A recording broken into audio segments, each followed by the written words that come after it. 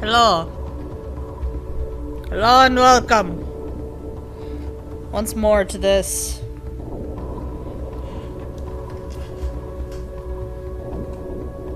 The weekly hangout while I color some shit. Because it's fun and I like to do it. I don't know why I keep looking up every time I talk directly to the chat, because I can also see the chat on my tablet here. But I forget that. I get so focused on the actual drawing space that I completely forget, oh yeah, the chat window is right over there. Then again, maybe it's better that I pick my head up sometimes. But anyway.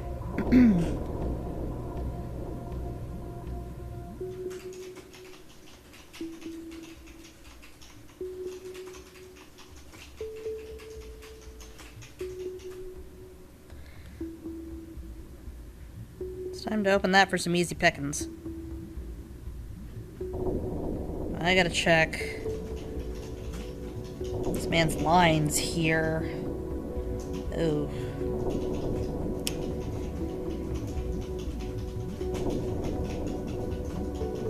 I think that's probably a little thick.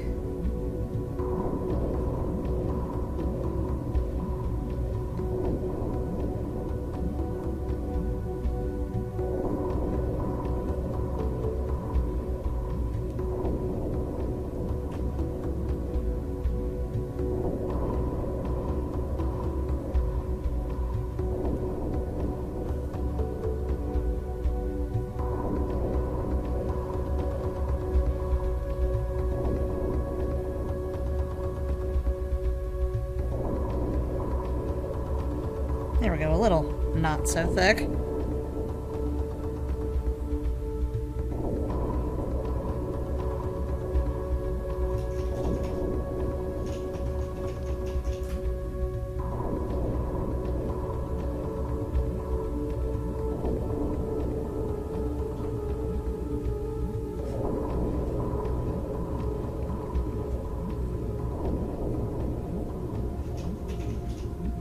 As for skin color,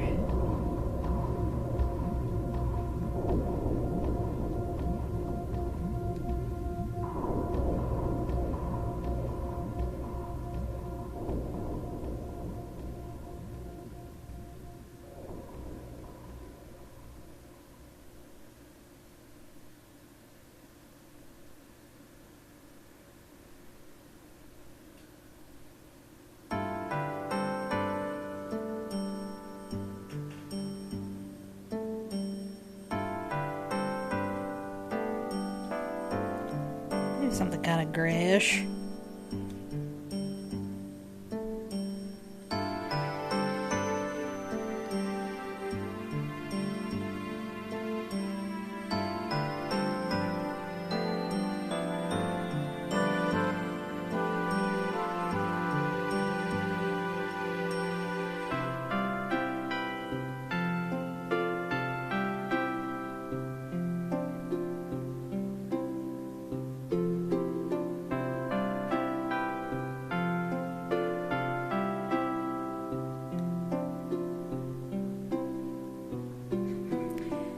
Hello, hello.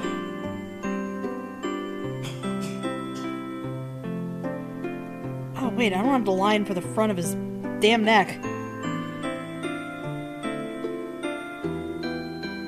I don't even know where it is, actually. Shit.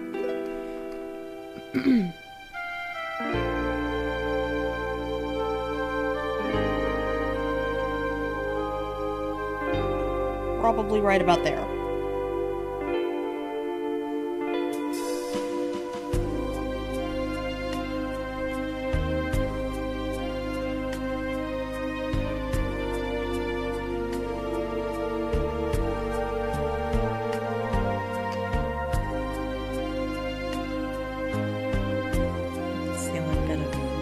Flush there.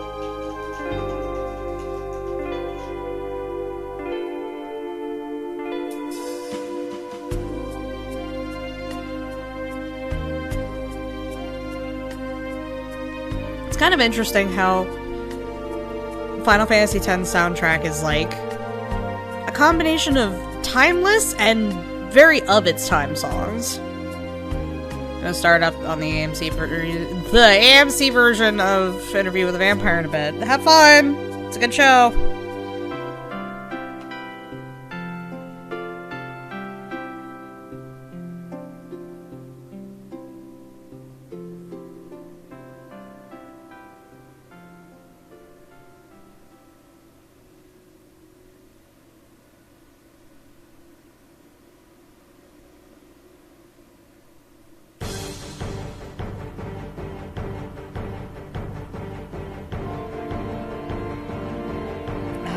Still my favorite boss theme in the whole series. I fucking love the song.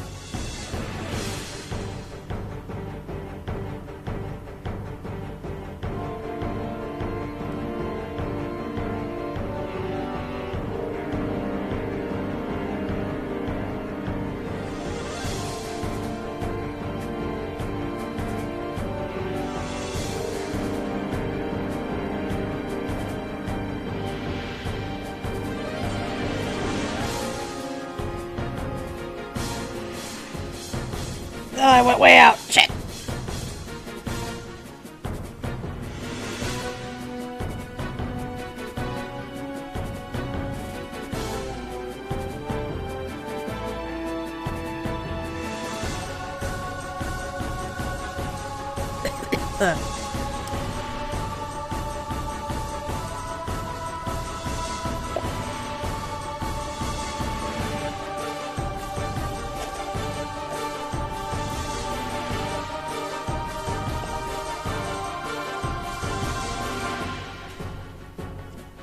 I apologize if you hear my unreal sippage. I am finishing the last of this Christmas tree milkshake.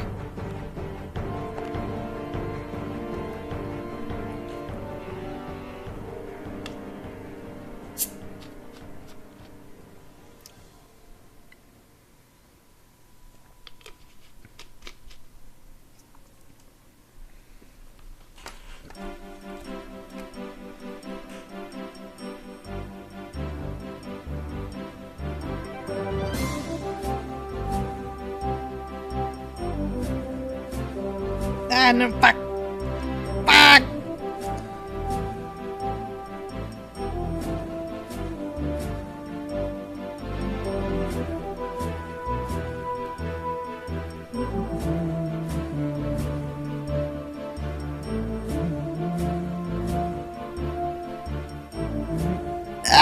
Oh wait, no, that is a lock. Never mind. We're good. Oh god, wrong button.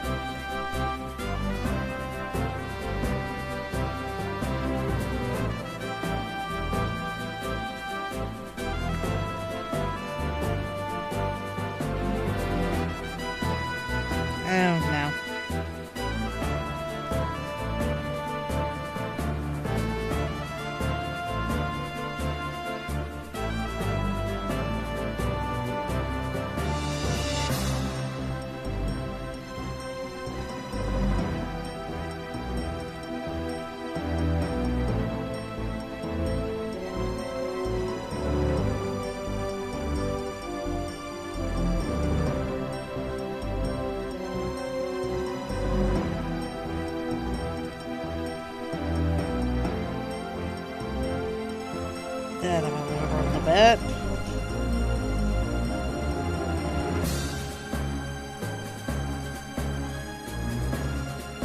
Oh, no shit. Okay.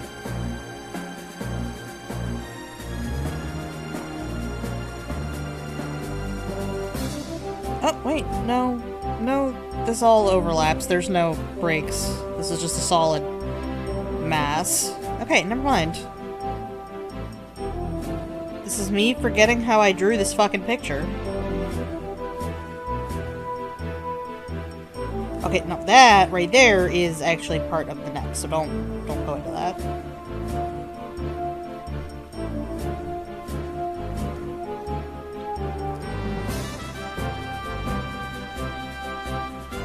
And this is an actual fucking gap. Okay, we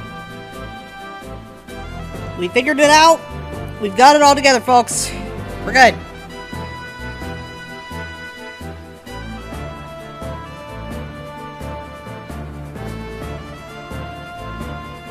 Ah, fuck.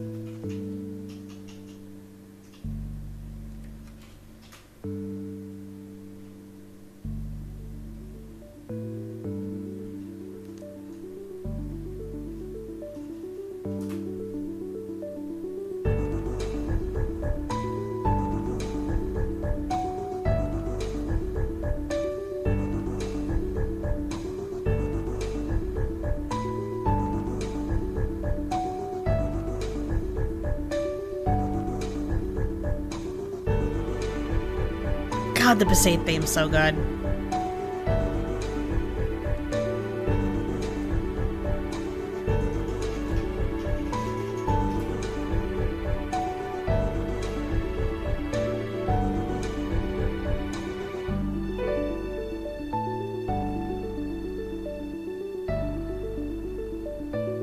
Ah, wrong layer. Fuck.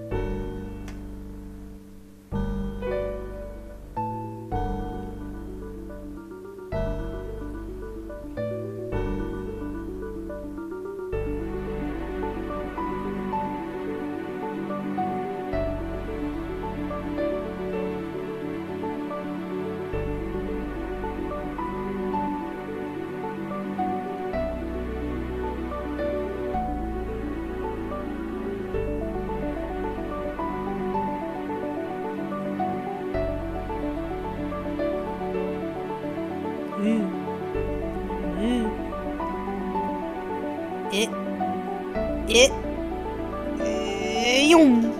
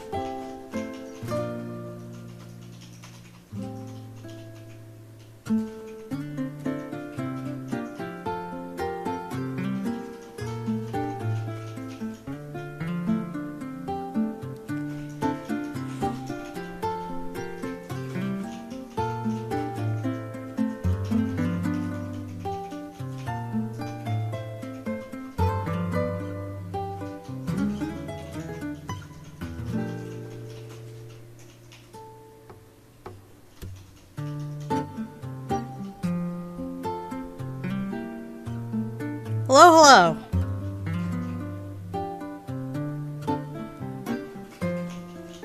Welcome to this corner of the internets.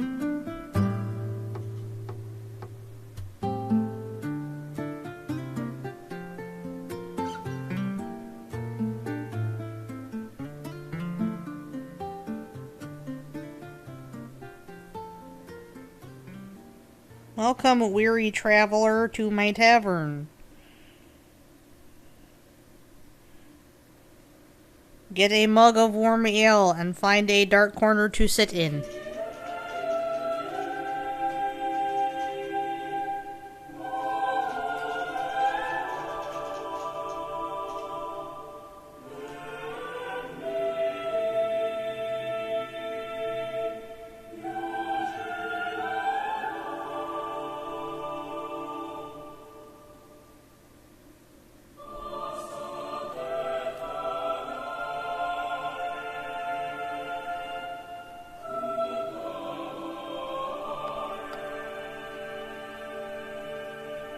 God, the Hymn of the Fates still gets me chills. Ugh, so good. So fucking good.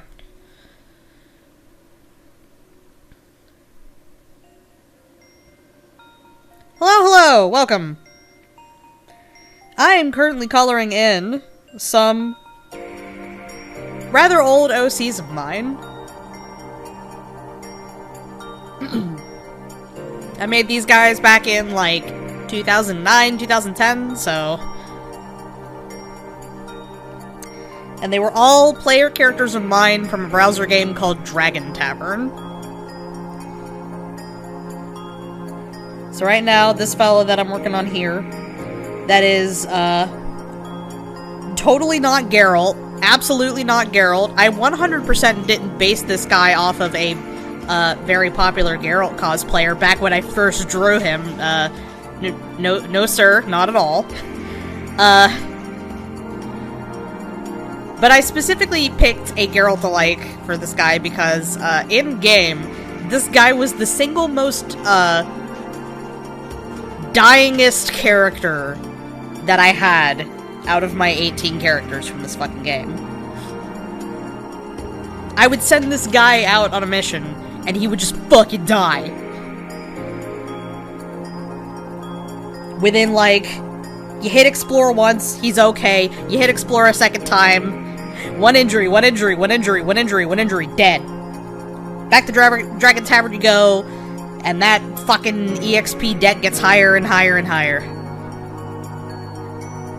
I love my little... And it was especially funny because this guy, his class was Death Knight. And, you know, these are supposed to be big, scary, undead sorcerers on horseback. But, he was getting regularly outlived by the puppet-wielding, young girl. Or the nearly naked, screaming dwarf who runs into battle, drunk all the time.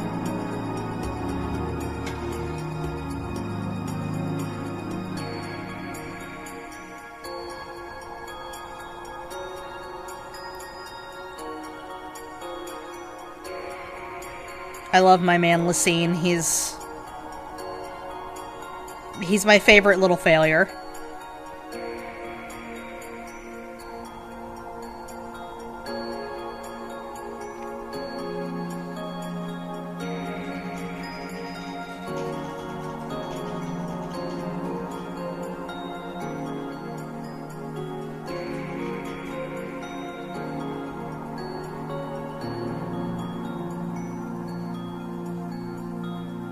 Does Geralt have a habit of dying a lot?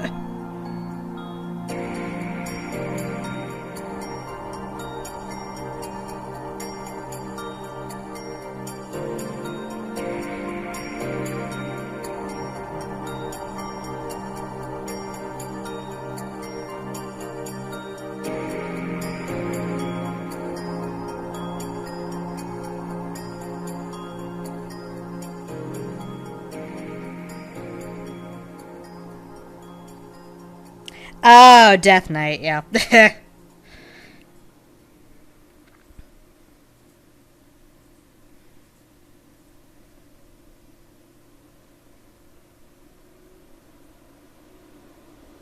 Oh.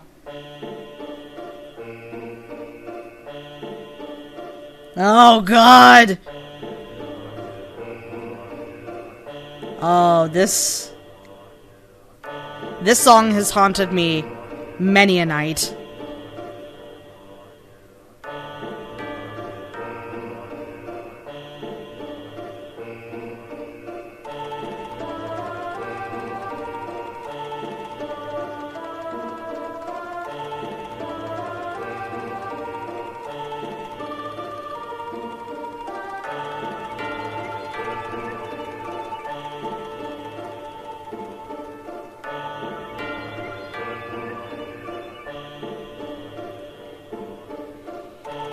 This is the Cloister of Trials theme from Final Fantasy X, because I'm listening to the Final Fantasy X soundtrack right now.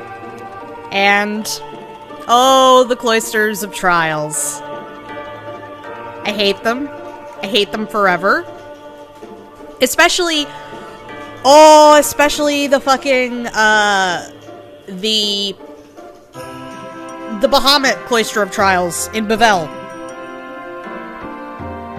Because, fun story that I've told on stream before, but I don't care. I'm gonna tell it again, because it's relevant now. Back in the day, back in ye old merry 2002, when I played this game, I used a guide for the Cloister of Trials, because, Game Informer, God rest its soul, had a full start-to-finish walkthrough in the back of the Final Fantasy X issue. So I followed it.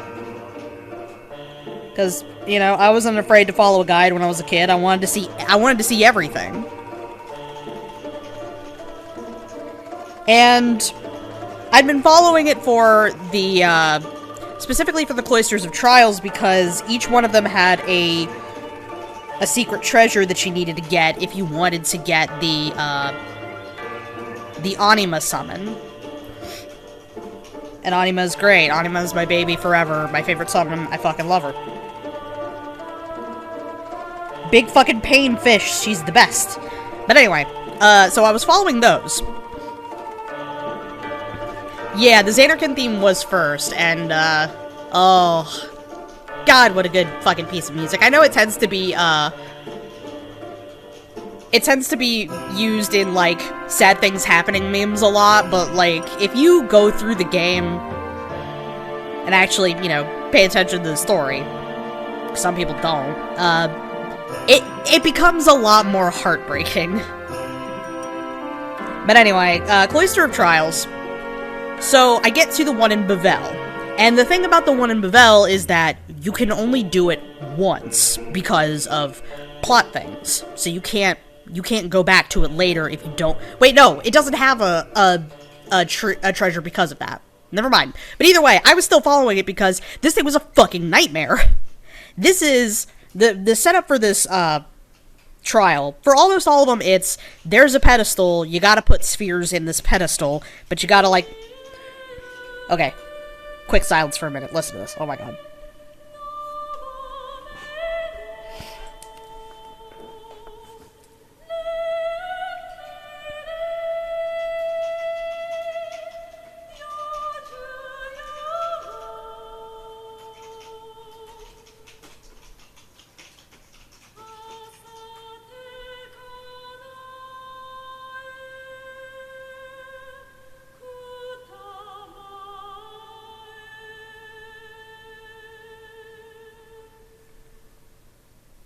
Yes, good, beautiful.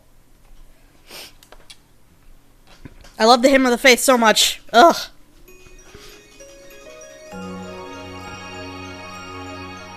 But anyway, back to the story. So, in every Cloister of Trials, you have to get spheres into a pedestal in a certain order, and you have to do different things to maneuver these pedestals, get access to these spheres, and what have you.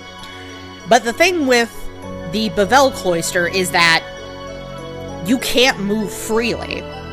You are stuck on a little platform, and you have to, like, when you get on this platform, you have to choose what direction you're gonna go. So you have to navigate a maze in order to fucking get all these spheres into this pedestal in the right order. I was having a hard-ass time with it on my own, so I checked this guide. And I followed the guide to the letter, step by step. But it kept looping me around this one hallway. And I was like, what? Why is this happening? What did I do wrong? What did I miss? I did this thing for hours. I stayed up all night. Eventually, I ended up just, like, sobbing rage quitting. Didn't pick up the game again for, like a month. Eventually, I came back, and through sheer happenstance, I think I figured this fucking puzzle out. And I was just so confused. I was like, what? Everything else in the guide's right. Why is this not right? It wouldn't be until years later that I would find out that the guide was wrong. And not only that, but that other game magazines had also published the same guide, and they were wrong about that exact same thing too, because all of them had written their guides based off of a pre-release version of that puzzle. So their review copy differed from the retail version somehow. They had changed something in the Bavel temple. Or not Bavel, fucking... Oh yeah, no, it's Bavel. I was mixing it up with Besaid, but no, Bavel. Yeah, Bavel Temple. They changed something before release. I don't know what. But it was just weird seeing somebody else in, like, another stream mention a fuck up with the guide in the Bavel Temple, and I was like, whoa, wait, hold on, that happened to me too. Like, what the... Wait, seriously? So everybody was just wrong? Ow!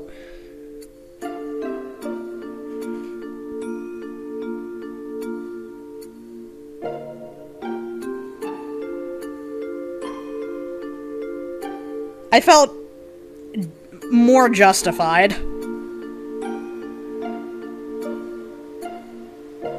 Now, yes, I should have still, you know, been able to figure the puzzle out by myself, but, you know, it's like, hey, when the help is wrong, there's not really anything you can do.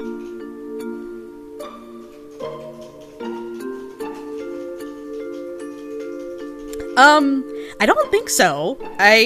Like, everything else that I did with that guide worked perfectly.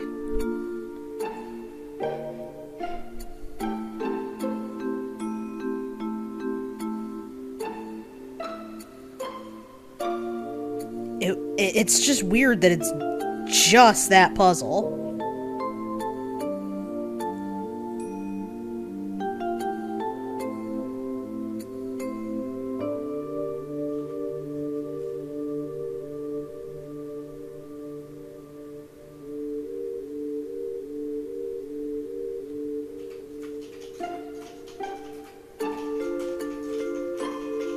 I'm on the right layer, right?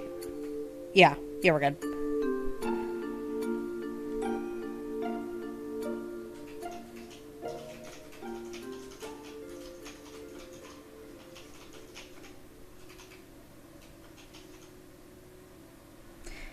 Oh, no. That's bad.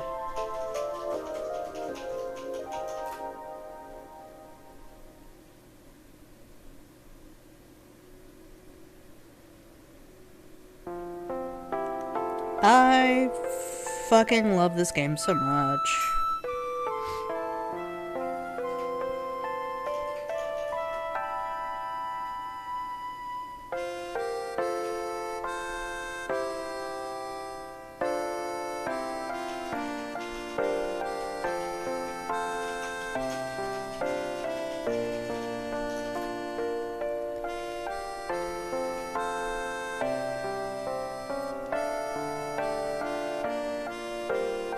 It's always funny to me when an official guide has something just blatantly wrong with it.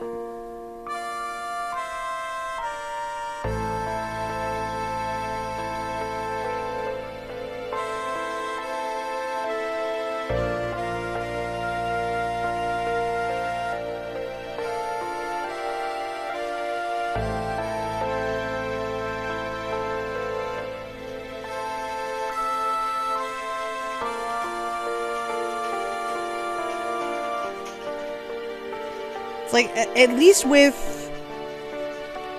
like a guide in a gaming magazine, I can give them a little bit of slack because they've only got a certain amount of time to do this thing.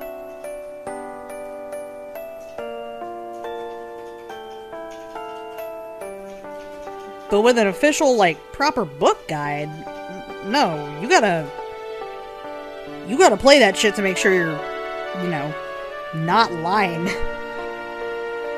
Because lying is illegal.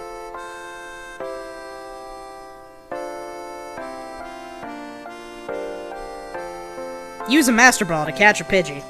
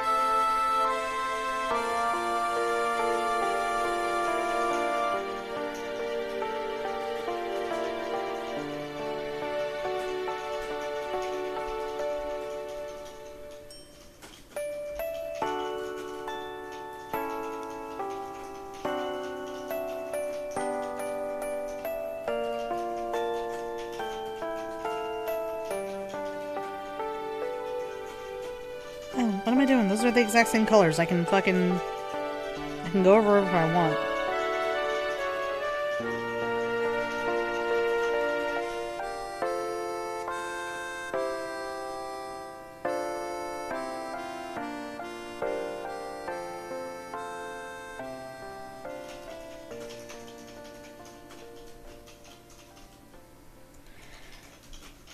Okay, so Dragon Tavern.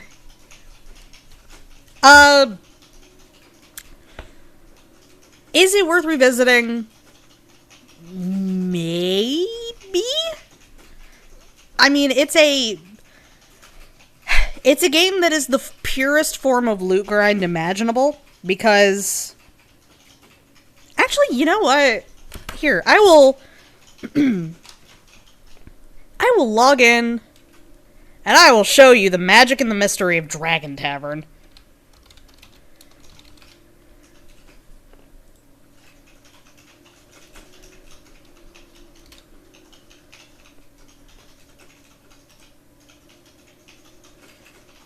Okay, so let's let me get my window set up here.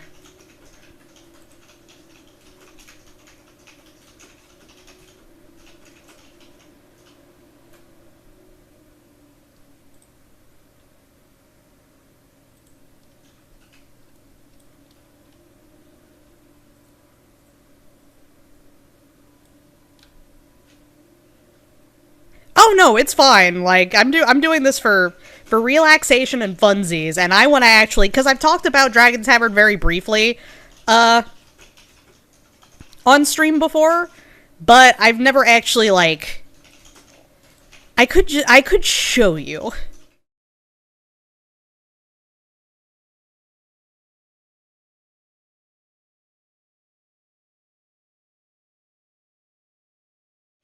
Okay, so here's Dragon Tavern. And here you can see all 18 of my characters. Here are the big boys. Here are the younger ones. About 20 levels back. And as you can see, the game has not been updated in 8 years. let me adjust my window here. Just so I can still see the chat here.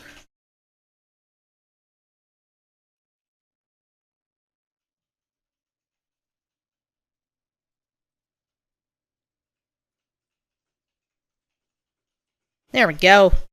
Excellent. Okay, so this is Dragon Tavern. This is a fucking browser game that started, I think, in 2007. And we're gonna, let's see, we'll go with smidgen. Okay, so, and we'll go back to the Dragon Tavern. So you make a character, you choose what nation they represent. There's three. There's the Mountain Kingdoms, the Steel Empire, and the Deadlands. You choose a class, and each of those regions has their own unique classes. So, for example, my character here, smidgen, is from the Deadlands, and she's a Black Seer. And then you choose their name. You can choose a couple little descriptors in the character sheet. You can set their war cry, which they say during boss battles, and their death cry, which they say if they die.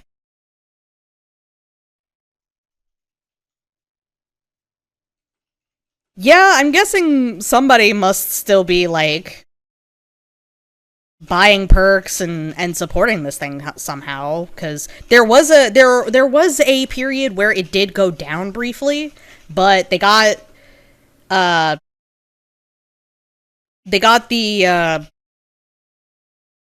domain. I'm not sure why the word was escaping me. They got the domain back, they got it back up and running, and it's still here. So you start at Dragon Tavern, which is a place where you can you upgrade all your gear. You can go drink to get yourself some stat boosts, but the more you drink, the more likely you are to throw up. Like, for example, I can buy... There's this, and then there's ones that you can buy with credits, which you get credits through both buying them with real money, or if your character happens to do some random achievement, you can sometimes get a couple credits for free, which is nice. There's plenty of ways to do the things in this game that don't require money, because this is the before times. This is the early days of browser gaming. But anyway, you make your character, return to location, and you come here to travel, and you choose where you want to go, and each of these levels corresponds with, a certain character level. So if your character is between level 1 and level 20, they can go to the Skyclaw Ridge Mountains and the Shattered Highlands, and then as you level up, you unlock more of these areas. And as you can see, I'm well past most of this, so there's the 3 elite levels that you unlock once you're past about level 52. Which they basically, everything in these areas levels up with you. So we'll go to the Blight. We'll travel. Okay. And as you can see here, there's sublocations. So all of this up here is it's all the lore you're gonna get, basically. Each place that you go to has its little bit of lore, but other than that, there's no story whatsoever. Why you're exploring, what you're doing, is basically up to you. So yeah, you hit explore if you don't have any sublocations that you can go to. And this is what happens. It rolls on a random table, and usually you'll have an encounter with some sort of monster. So you have a fight that is completely determined by rolls. Over here is a character's ability types, basically. Every character, every class has what's called Toad. Their tactics, their organization, their attack type, and their defense type. And this functions as this game's version of rock, paper, scissors. Let me see, I think the wiki has, all of the different Toads. No, there is No social aspect whatsoever, other than, there's rankings. Oh, I gotta get these numbers up. I need to become the top. As you can see, top adventurers by XP. I am 1, 2, 3, 4, 5, 6, 7, 8, 9. All of my dudes are on this list here. Because I am one of the only people that occasionally, like, come back. Because I'm like, hey, if this place goes down, I want to be the top of every fucking list. You will see me, and you will know. You will know I waste my fucking time. The gap between second and third is currently 67 million. Yeah, these top ones are huge. They've been at it for a while, but I will get there, goddammit. They will slip, and I will reign supreme. Although I think this is, this might be top by generation, so I might not be, top, period. They do have a forum. I don't know if anybody goes on the forum anymore. Okay. So yeah, if I don't account for, generation, oh, there's a little bit of a gap. I'm at, my top character, I believe, is Sidon, and she's only 836, so I've got a ways to go to catch Duke Morte, the level 217 Reaver. Frankly, I need to get back to it. But yeah, no Facebook, no nothing, it's just you and the explore button. Do you win the rounds of rock, paper, scissors? Yes. So yeah, as you can see, I hit the button, and in this fight, I happen to get 2 wounds. So I'm at 2 wounds, and I've got a max of 24. So we'll return to the Blight. So as you explore in the main area, you will eventually unlock sub-locations. So I can go to the Forgotten Citadel and hit the explore button 11 times. So we'll do that. We'll see what happens. Okay, I won. And I got 2 wounds. And, you could also set this to, like, not display all of these at once. You could have it go, like, roll, roll, roll, roll, you win. But I prefer just, nope, we're just gonna fucking go. Blast through it until this thing turns red. Alright, yeah. Cool. Either until I hit red, or until I, until I don't have any more exploration attempts left. Okay. So back to the Blight we go. I can no longer explore there until it happens to say, hey, you found it again. So yeah, for example, the Sea of Smoke here, we've got our lore.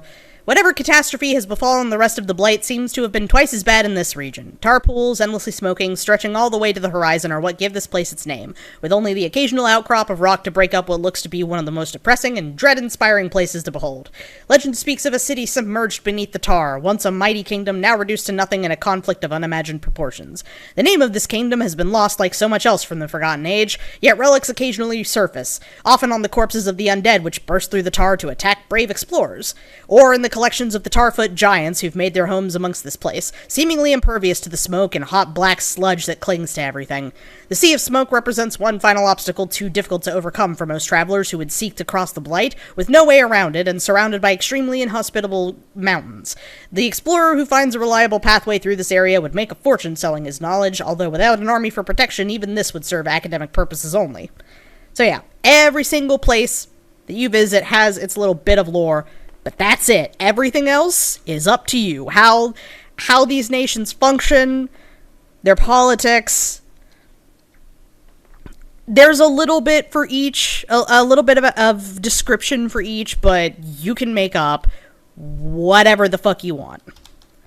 So let's see what happens. Oh, okay, so now you can see I have now hit critically wounded, so when your wounds start to approach, hey, maybe you might want to back off, it'll turn red. And also here you can see I am over encumbered.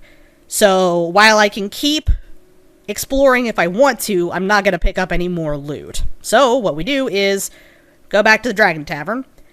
It auto sells all of your shit. So I've got 51,522 monies. I don't think I've got enough to, okay, I've got all my ultimate items, right? Yeah. Don't think I have enough to upgrade. So once you hit a certain level and once you've maxed out all of your gear, you unlock the ultimate gear, which is you pick one, they all function the same, it doesn't matter, it's just basically what description you like best, and you just keep upgrading it, and I cannot afford to upgrade my shit right now. And that is it. That's the fucking game. You go out, you kill shit, to get shit, to go back to Dragon Tavern, to sell your shit, to buy better gear, to go out to better places, to kill better shit. Ad infinitum. And I was hooked. I was so hooked that, when you make your first character, they automatically get, I think, like 100 action points. And you can get some action points, you can get more action points a couple different ways. For example, every time your character levels up, your action points automatically refill. Sometimes some events can give you some more action points, certain little achievements can give you random action points, or you can go to, where is the shop? Hubby Hoopin', where are you? Did they take down the shop? Oh no, advantages. There we go. It's called advantages. Okay, you can come to advantages if you run out, and you can spend credits to buy more action stones if you want. And then there's also little permanent boosties you can buy. And like I said, you can get credits either through buying them with real money or earning them. Yeah, get more credits here. Now, should you get more credits? I don't know, because the website is not, as you can see, well, no, you can't see because I shortened the window a little bit, but this website is not secure, so do that at your own risk. But I've never had a problem just playing the thing, so, you know. So long as nobody goes fucking around with this old-ass browser game website that nobody really goes to. I am one of, like, the 6 people that still remembers it exists. But, hey, it is what it is. If you want something where you just mash E, explore, and go away, Vampire Survivors. And where you could basically just make up your own goddamn story. Give it a look-see, I suppose. It's one of those things that, like, it's obviously not going to quite hit the same as it would if you were playing this back in, like, 2007, 2008, but you may still find it charming in its own weird way. Oh, yeah, you could totally ask about Ogre Popenang stuff. Whether I can answer it or not is a different story, but it just depends on what you ask. We've got a few wrestling fans, definitely Speaker. He has made many silly little, silly little wrestlemans for our amusement. Where's OBS? There we go. Oh, this is surprisingly drab in contrast. Yeah, he likes wrestling. Noelle likes wrestling. Who else? Fucking, Remlies has talked to Samoa Joe. They're just friends now, I guess. Which is fucking bonkers.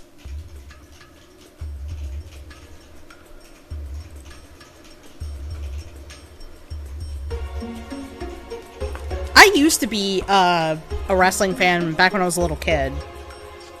During the Attitude Era. Hell of a time to come up.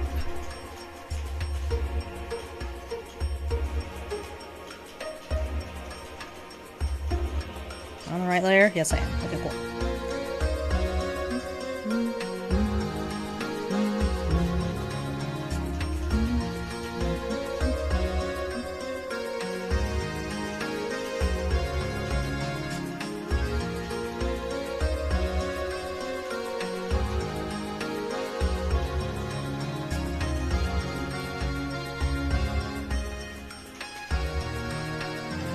Right, super.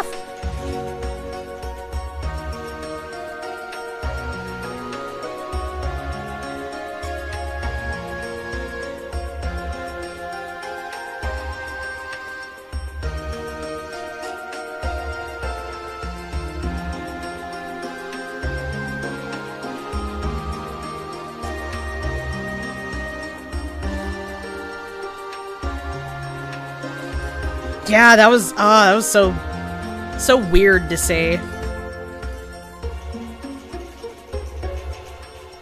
I mean, at least they got his face right.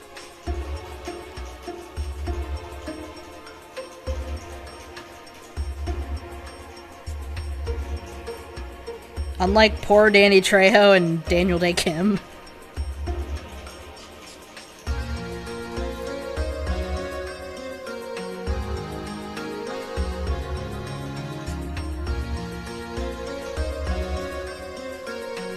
I didn't even know that one fucking character was supposed to be Daniel Day Kim.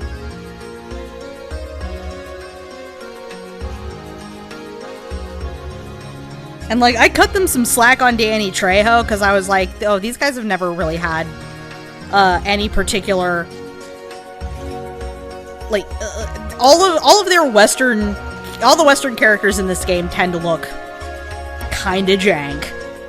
Not really great, so I cut them some slack on making a great value Danny Trejo. But the dude based on Daniel Day Kim, like, oh, come on. Y'all can do better than that.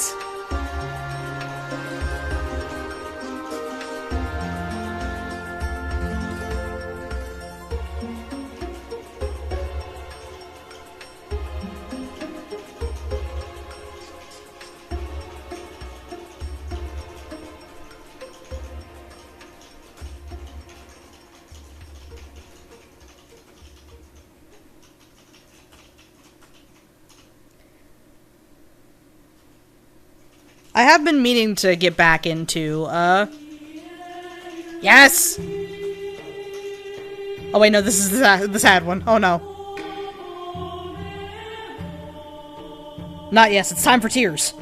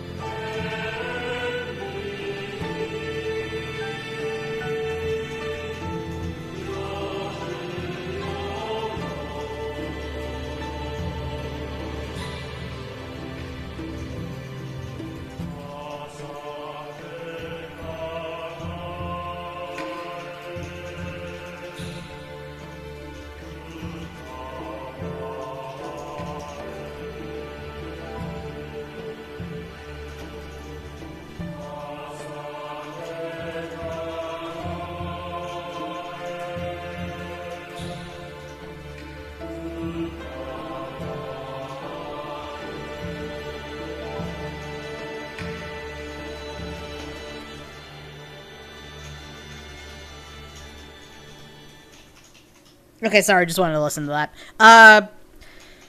Have I played WoD yet? Technically not yet, but I am, in a few games. I've got one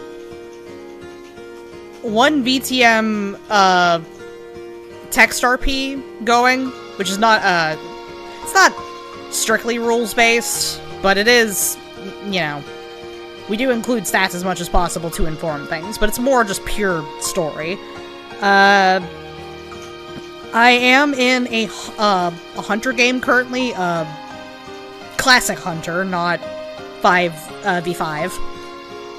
It hasn't totally started yet just because we're waiting on your boy Thunder to finish his character before we actually really start. But I think he's been busy. I may or may not be joining a mage game at some point, I don't know.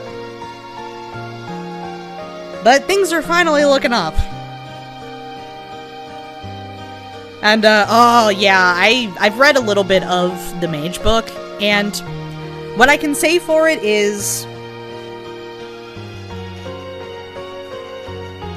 while I do appreciate that they have a lot of good information for getting into the right headspace for how magic in this setting is supposed to function, at the same time, I feel like a lot of that could have been placed after the necessary information for character development. Because there's a good, there's a greater than zero chance that whatever character you're gonna play is probably going to be somebody who just recently awakened. So, while all of this information is really good, it's not information you're going to need right away, and a lot of it is information your character might just not ever learn. So, it's a little front-loaded. But it's not as bad as Hunter. Oh, the Hunter books! The Hunter books are entirely too much fluff, not enough good crunch. Like, I had to...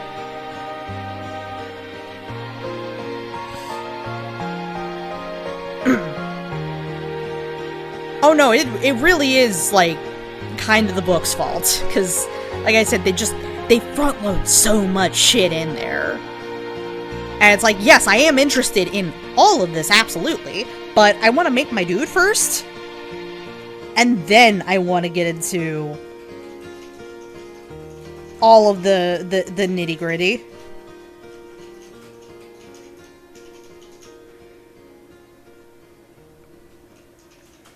But Hunter is bad about it because they give you a lot of fluff, but unlike with Mage, it's not particularly like... Hiya, Freet!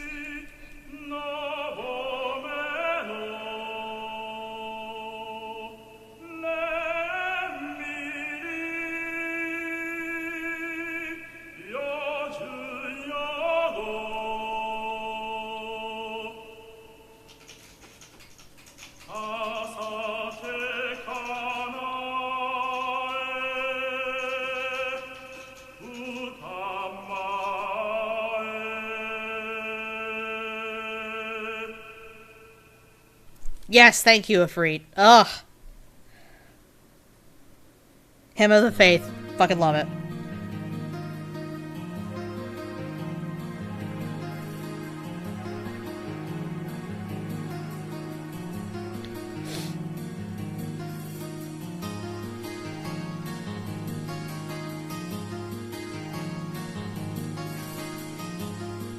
Yeah, reading through, the Hermit book especially sucked, because I slurred that real bad. It sucked so bad. It sucks because I'm like, okay, I want to know specifically, you know, tips, actual information that I can use in playing a hermit, because, you know, hermits function differently from the other imbued types in that they physically cannot stand to be around both supernaturals and other hunters. Like, it's actually a... You have to take like a little perk to be able to be in the presence of other hunters and the supernatural for more than a few minutes at a time. Because the hermit gets messages from the messengers, and they can't process them. So they're just seeing fucking visions, and they feel like their brain is about to explode anytime they're around anything to do with the supernatural. And it tends to cause, you know, some kind of madness. So it's like, okay, yeah, since this type of class specifically affects how I play, I want to know, you know, the function of the class. I want to know what abilities it has to differentiate itself. But I have to go through page after page after page of stories of one guy being an asshole and a doctor's report on one lady, and I can't fucking read the doctor's report because the font that they chose for this PDF is imparsible. That might not even be a word, but it sounds like a word. I cannot parse it.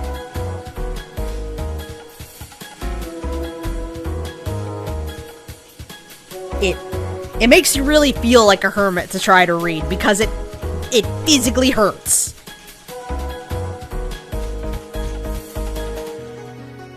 Get the real experience.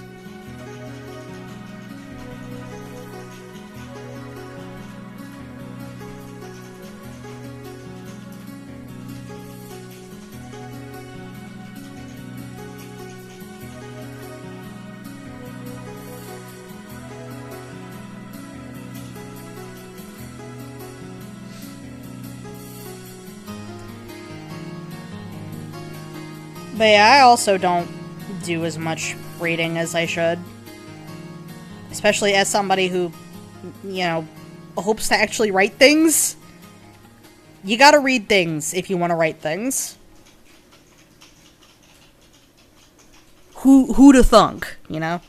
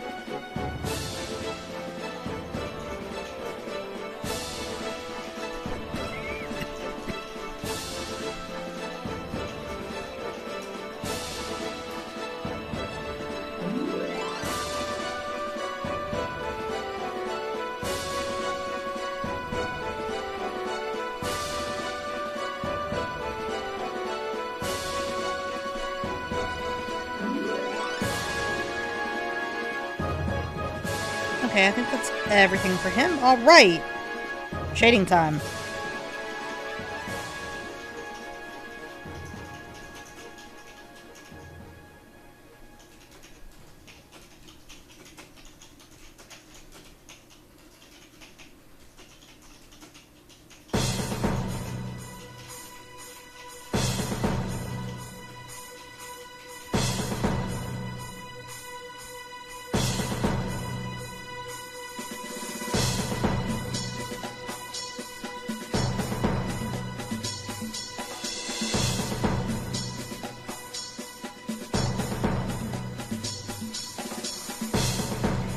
Oh, wait. I did a silly and I didn't color in the teeth.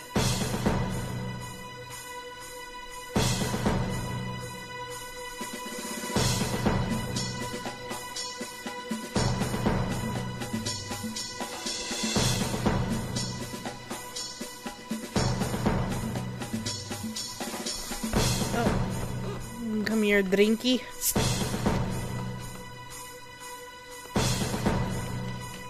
I need the sip.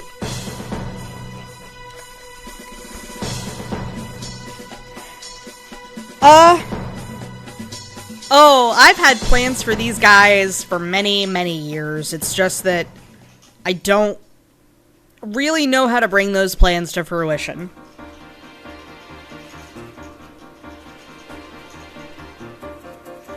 Because I've had varying ideas of...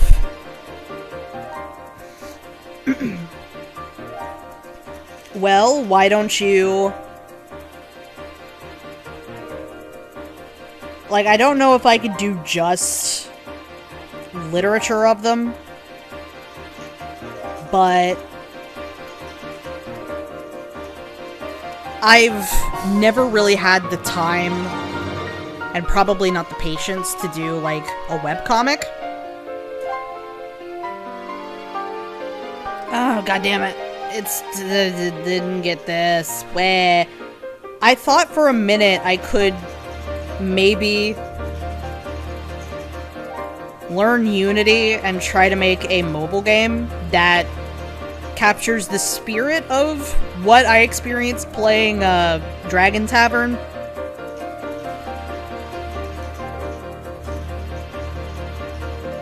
But unfortunately for me, there's the double whammy of game dev is hard, and then Unity did its thing where they, you know, tried to get developers to pay for installs, and I was like, ooh.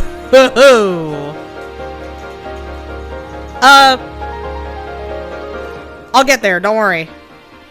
There's, oh, trust me, there's a whole lot of lore. I thought about that. I did pitch this to Alpha as a show back when we were, brainstorming ideas for what we were gonna do after, you know, when we had to put text-to-speech on hiatus. It didn't fly, unfortunately, but, you know, maybe one day.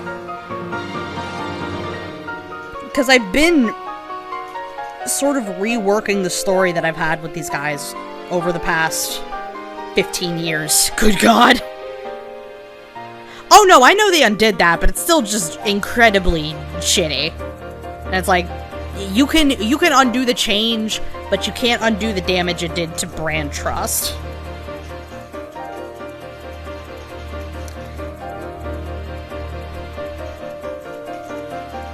But as for lore, good God, where do I even start? Do you want just this guy's lore right now, or do you want fucking everything?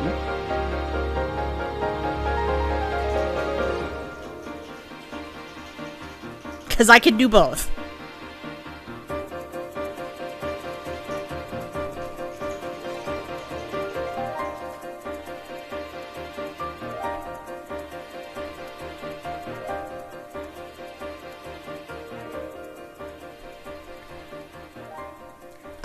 No, she does not catch flies because all that ever comes out of that mouth is vinegar.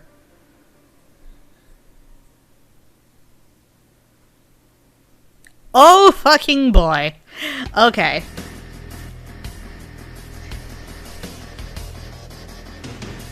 So it all starts with, elves on the moon.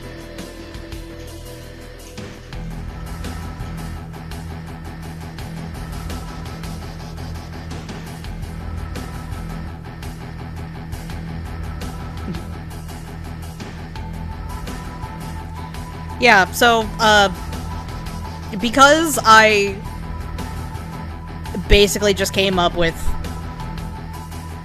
most of my own lore for the setting, and then I'm currently in the process of trying to divorce it a little more from, the Dragon Tavern trappings, so I need to rename some countries, adjust some backstory stuff, and just, you know, file the serial numbers off and make it my own thing. Also, as you can see, I am bad at talking and shading at the same time. I apologize. I may be able to walk and chew gum, but I can't, talk and draw at the same time. I am a fool. But anyway, yeah, it starts with elves on the moon. And they use the world that this whole story is set on as a little testing ground because they are immortal scientists. So while the world is populated by critters, there's no humans on it in the beginning. Until they start seeding it with some little lesser beings, quote-unquote, in order to further test. Because they're scientists and they're immortal and they get bored. Well, one day, one guy decides, hey, what if, instead of just using this planet as a testing ground, what if... Oh, he's missing a little bit of a line of a hair there. Let's fix that. Oh my god, Blitzball! What if I made a game? What if people go down there to the planet just to, like, have fun and roleplay? They could build their own civilizations here. They could build massive towers, and they could go out and fight the critters that we put here. It'll be great. Everybody will love it. I'll make little clones of everybody that wants to play, and we'll put them down on this world, and you can just, you know, sit in your little seat and body jack these clones, and go play in your new little world. It'll be wonderful, everybody will love it. Yeah, the Moon Elves are basically crystal science. So he creates dwarves, he creates humans, he creates little copies of the Moon Elves to become their own little Moon Elf race on the planet. And anybody can just jack into their little avatars on the planet and play around and do as they will. So they go out, they start building their own little towns and kingdoms and empires, and they have a great time for a couple thousand years. But inevitably they get bored. And, you know, players stop playing. So down on the planet, their little bodies are just going inert. They don't die. They're just hanging out sleeping. And, the people that they've seeded there don't understand that these guys are just playing a game. They just, you know, the Moon Elves that are on the planet just know that, oh, our ancestors are just dropping like flies. They're still alive somehow, but they're just... The bodies are still here, but the brains are just gone. What the fuck?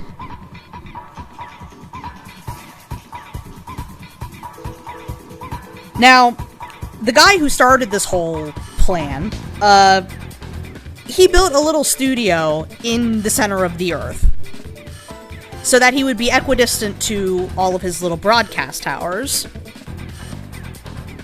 And there's a portal to get down into the center of the Earth.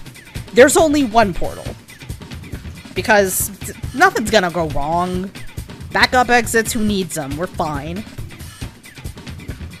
But back on the moon, his producers are like, alright guys, shut it down. It's, you know, it's not worth it anymore. Nobody plays this shit. Fucking shut it down. Shut down the broadcast towers.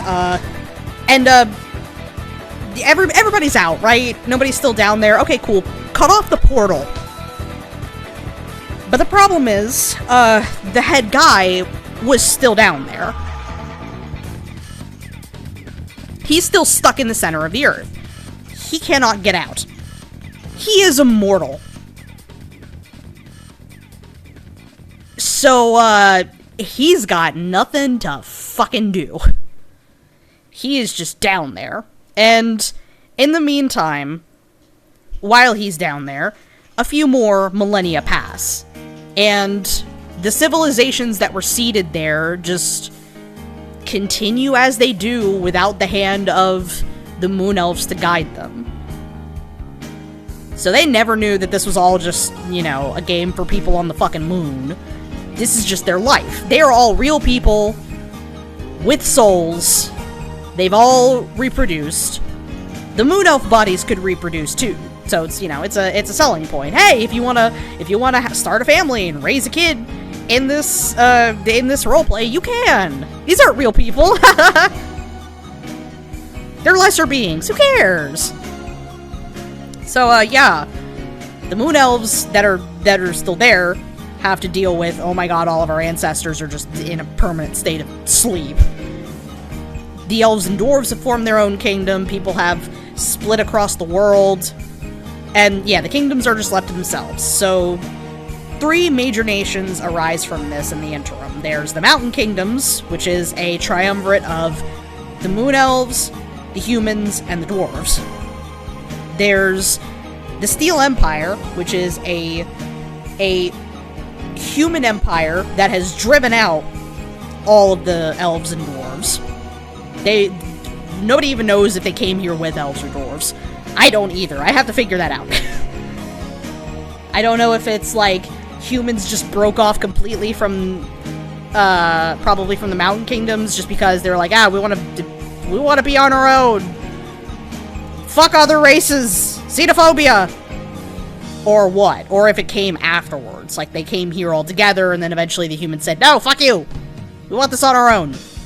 We want this shit-ass land of volcanoes all on our own. And then there's the Deadlands. I want to imagine the Deadlands as some player just really liked camping in difficult areas.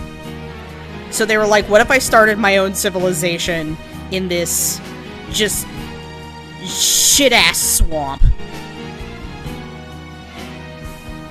But yeah, and the important thing about the story is that it's not like how isekais do it, where it's like, oh, this is a world that just happens to have RPG mechanics and you can game the system. It's like, no, to the moon elves this was a game, but all of these guys are they're real. They're all real people. They just put real-ass living people on this planet. They've seeded the life, and then they just decided we're gonna have fun with it. These totally aren't real. We made them up. Who cares? Clones have no rights. That kind of thing. So yeah, real civilization happens in the interim. They all get along. They all discover new things about how the world works. And then one day, some of the elves on the moon decide, hey, you remember that old game that we used to play? Yeah, like, what if we try to revive it? Like, what if we make our own private server? Those towers should probably still be there, right? What if we can get them going again, and we can play on our own, and it'll be great? So, a few intrepid players managed to get those towers back up. And who should notice that these towers are functional again, but the guy still stuck at the center of the Earth, who has now been there for probably 2-3 millennia. And he is extremely pissed. He is out of his goddamn gourd. And he has decided, alright, I don't have much juice down here right now, but I might be able to send out a message. Whoever hears it, if I can get them to find my central tower, the one with the portal, and if I can get them to open that for me, I'm killing everything. When I get out, this planet goes, everything on it goes, and then I'm going to the moon. I'm going to the moon, and everybody is going to die.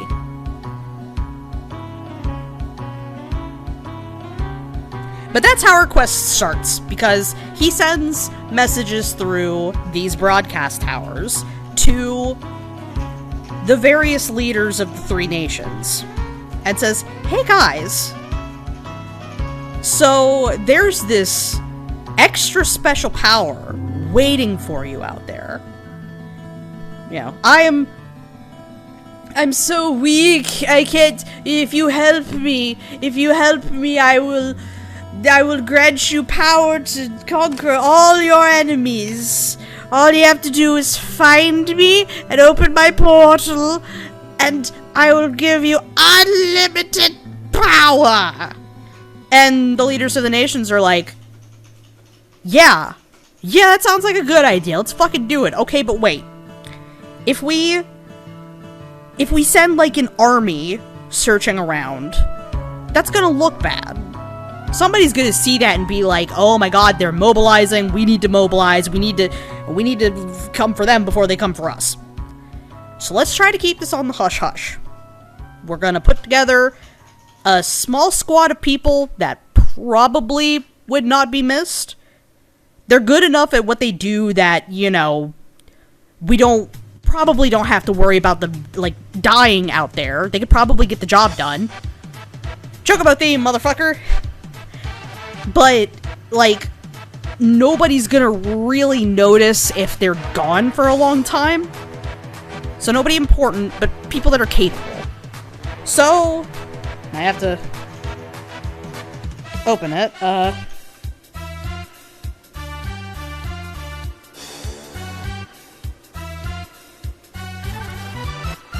So we get these guys.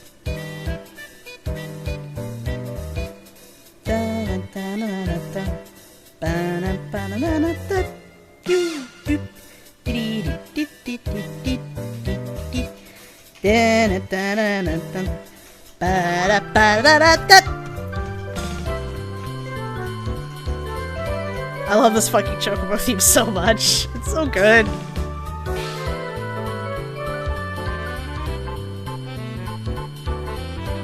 It's so silly.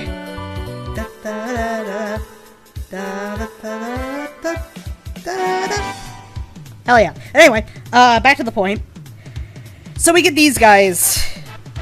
Our first three are the candidates sent by the Deadlands. We have a Black Seer, who is alright in her studies, wasn't going to be going immediately to government school to learn how to govern her nation.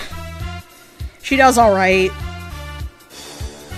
And, hey, we just learned her parents are dead, so nobody's gonna go looking for her. We have a musician, a dread minstrel, who, he's decently popular. He's a good musician. He's good at making horrible hell screeches with his violin. But he's not that popular that anybody would get really upset by him being missing. Funny story, more on that one later. And then there's this fella. So, that's Sidon, by the way, that's Piero. And this is Celian, who, well, we didn't know what to do with this guy. We think he murdered his parents, but also he's got this, he's got a pretty bitchin' flesh beast that he built. I don't know.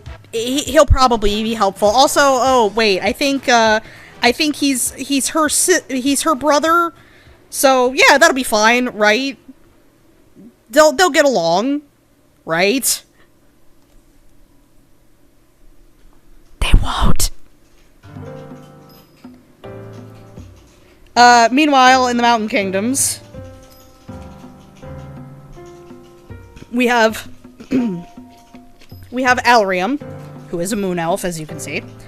And she's a moon elf cultivator. Because the funny thing about the Mountain Kingdoms in Dragon Tavern is that, they have 2 races each that are specifically dedicated to elves and dwarves.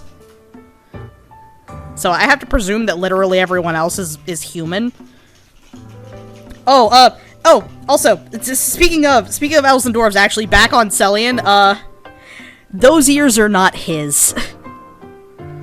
Cause, well, you can't see Sidon's ears, but, both Sidon and Celian are human. He snatched those ears off of somebody. They're probably dead, so it's fine, they weren't using them. Probably. But anyway, so Alrium is a moon elf cultivator. She's the leader of this particular, squad, because, again, capable. She's a very capable... Cultivators are essentially scientists. She's a very capable scientist. She is a druid, basically. She's a science druid. But she's not currently involved in any major projects, so, you know, it'd be fine to send her out. Then we have Sister. Sister is certainly one of the best, Sky Guards. But nobody fucking likes him. Nobody likes him because he's the best. He's a little bit of a braggart. He's also a functional alcoholic. But the main thing is, he keeps winning duels, and he keeps taking people's belts as prizes. So he's pissed off just about everybody. He will not give their belts back until they win. But they just keep dueling them. They won't stop. Oh, Sister, my darling himbo, I love you. And then there's Eros. Eros was picked because, well, he's a sneak thief. He's a former feral child. And, you know, Thieves Guild. Thieves Guild has to pay its dues sometimes. And it can pay its dues by having somebody come along on this little mission. And then there's the Steel Empire. In the Steel Empire, we've got Renelle here, who is, about half the... just a giant bigot. Big fucking bigot. She's horrible. She also, channels the power, the righteous, holy power of the Child Emperor.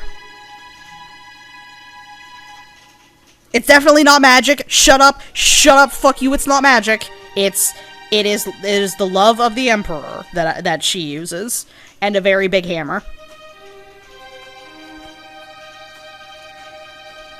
We've got Ankeli, who is an Inquisitor. He's a very fast and loose Inquisitor. And by that, I mean, he's not gonna immediately kill you if he finds out you're, like, using magic. He does a little bit of investigation, and if you promise to be a good boy, then usually he'll let you go. Also, because, he's got a little demon infestation problem on his body, and he's kinda hoping that some magic user or another can help him out with it. So far, he has not been, successful in that. And then there's Paz. Paz was not supposed to be on this trip. But they hired her to build a Zeppelin so that these two could, you know, get around. And she was like, oh, sure, yeah, I could do that. But I'm also gonna tag along anyway by stowing away on my ship that I know all the ins and outs of. Suckers. So she's a spunky little 13-year-old mechanic with, kind of bum legs. Hello, welcome. But anyway, this is the first set of 9 characters that I made for this game, and these are the ones with the first half of the plot, where they go out, they explore, they go to look for these broadcast towers to find which one can sort of point the way to the major tower with the portal. And of course, along the way, they have their little... you know, their personal plot lines happen.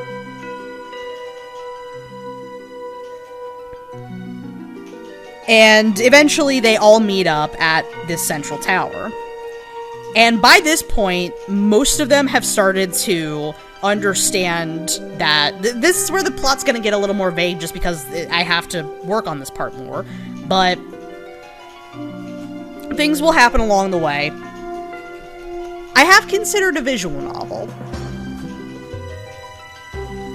I could do that, I just also feel like there should be some kind of, like, proper gameplay element involved, which was why I considered, doing an idle game. Because it was like, I could preserve the loot grind mechanic from the browser game that it's inspired by, but along the way, you would unlock bits of the story. So that way you would have, you know, some some level of interactivity along with the story. Plus as homage to the original. But, yeah, so eventually they find the portal, and along the way they figured out that there's something really fucking weird about this portal. This whole thing smells really fishy, and something's probably gonna go wrong if we open this thing. Some of them are still thinking about it, some of them are like, I don't really think we should, but we're not gonna be able to go back home and just tell them, oh yeah, we found it, but like, we didn't do anything with it, so what the fuck do we do? So while they're deliberating, your boy Sisteer decides to become a problem. Basically, Sisteer's like,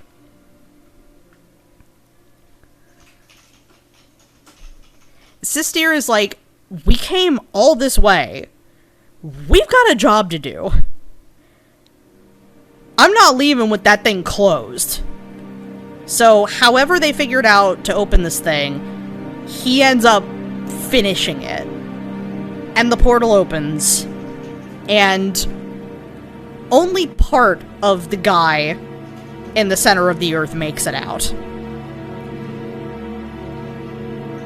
And that one part that gets out is bad. It is more than a match for all 9 of these guys combined, and 2 of them end up worse than the others. If I remember correctly, the original plan was Eros over here, Buddy, ends up losing his jaw, and Paz loses both of her legs. Which were already pretty fucking bummed to begin with, but it's still just like, hey, like, that's my legs. Holy shit. Yeah, Paz almost dies. But in the end, they manage to, while they don't kill the guy in the center of the earth. They can't. They're not strong enough. But they do manage to push him back into the portal, get it closed, and at that point, they're like, okay, no. Nobody can find out about this fucking thing. But he's gonna get out eventually. Like, he's only getting stronger. One way or another, we're gonna have to deal with this guy. Let's put our heads together and figure out what the fuck we do. So, these guys end up building a little outpost. A little secret alcove where the tower is. And they stay there, and they work to figure out how we're gonna fucking deal with this thing. Everybody's exploring their own ideas because they know that, you know, it's gonna take all of them. It's gonna take everybody. Because this thing is fucking bad. Except for Sisteer. Sisteer feels like shit. Because he nearly got everybody fucking killed. So he fucks off into the wilderness. Pretty much to try to drink himself to death. He's still a major character, don't get me wrong, but like, at the beginning of the time skip, he is somewhere out there, trying to find something that'll make him forget everything that happened. I think Eros and Piero end up going out into the world, 2 of them, Piero and Eros, to try to spread misinformation to keep people from finding this thing. And the rest of them stay behind to figure out how they're gonna fucking deal with that guy in there.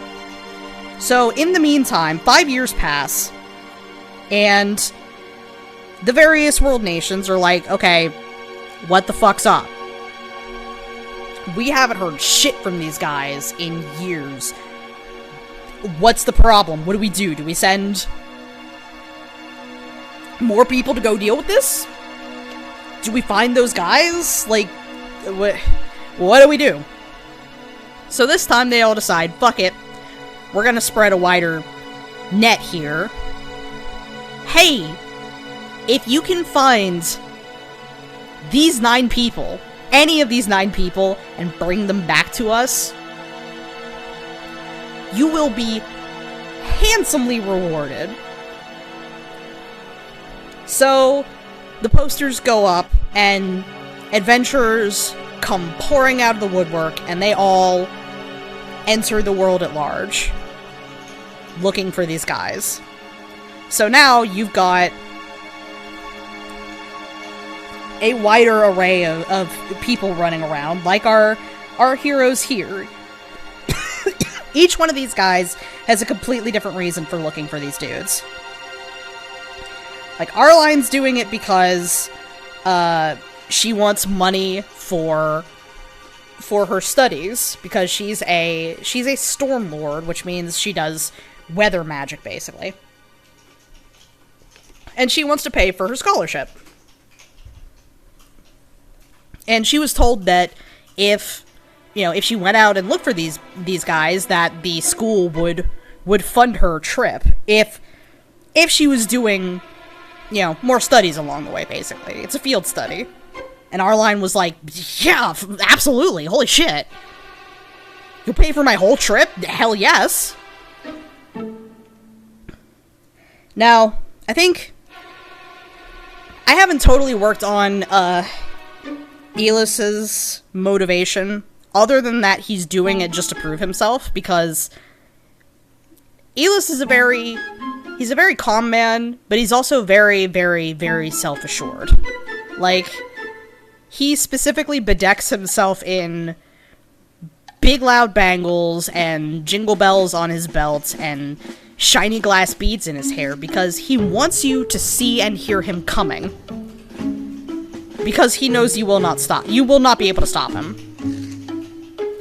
Yes, I got that from fucking, from Kenpachi Zuraki. I am not ashamed of this fact.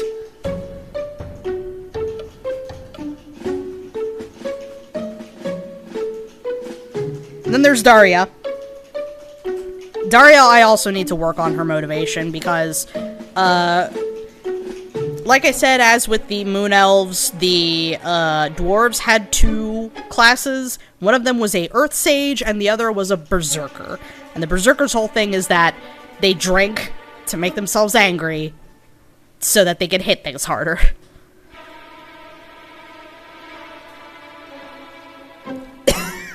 I don't entirely... Oh, excuse me, goddamn. Yeah, I don't entirely remember her motivation, if I ever gave her one. These guys are more of a work in progress. Well, even more of a work in progress. Now, Fade. Oh, I should probably, there we go. So, Fade has definitely changed a bit.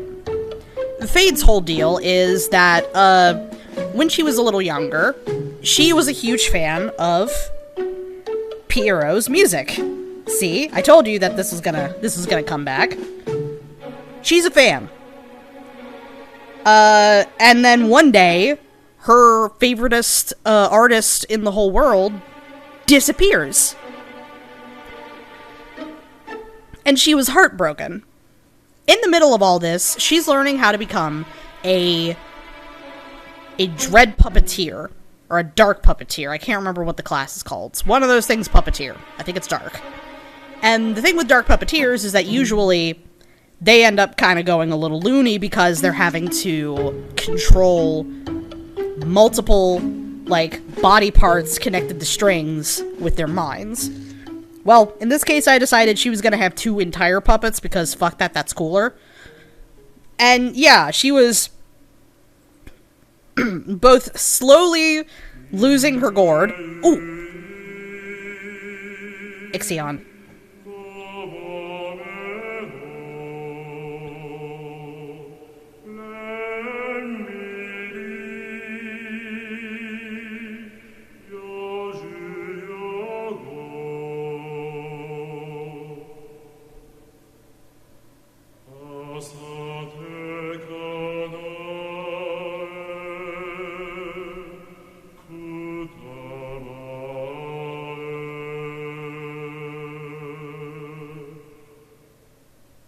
Yes, good. Thank you, Ixion.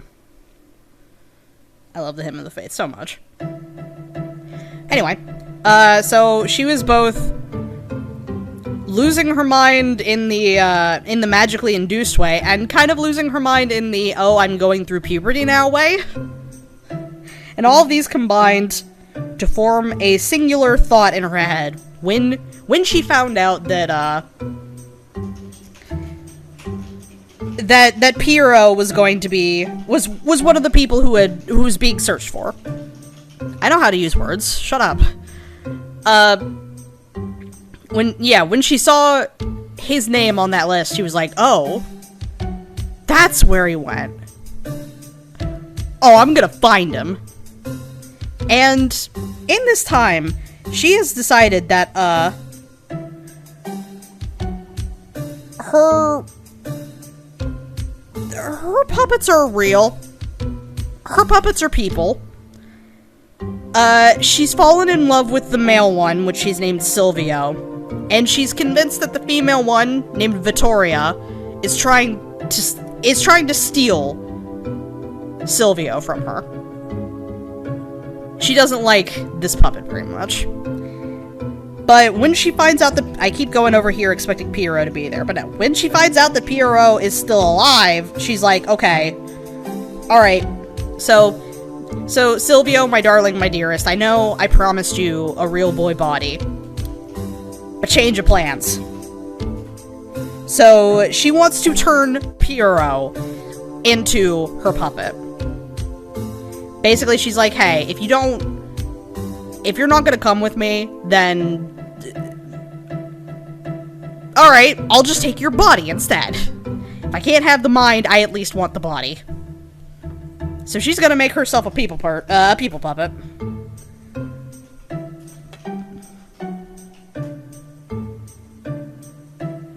And now we're at our boy Lucine here.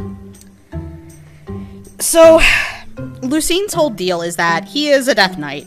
He is supposed to be a big, scary, undead wizard. Evil fucking wizard! And I'm realizing he's missing a little bit of hair here, so let's fix that.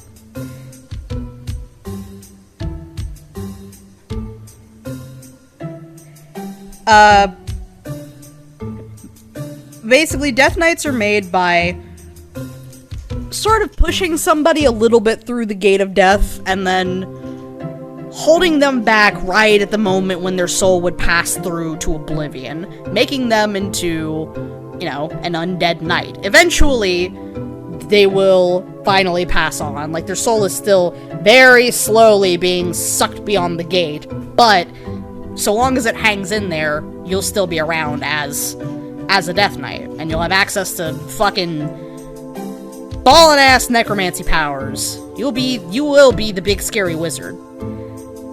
However, there's one problem. Lucine keeps dying. Lucine keeps dying a lot. Like, he still succeeds in his mission.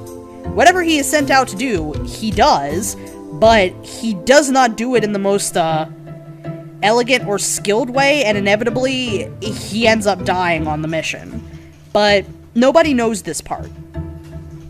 The only part that they see is Lucine coming back successful, yet again, from another job. So, he is dealing with a lot of, imposter syndrome. He is afraid that one day, you know, the rest of this organization is going to find out that, like, yeah, he's done his job, but he's done it in the most shit-ass way possible. He has managed to fail up repeatedly. And they're not going to be able to tolerate it anymore, and they're just going to fucking basically push his soul through the dead gate.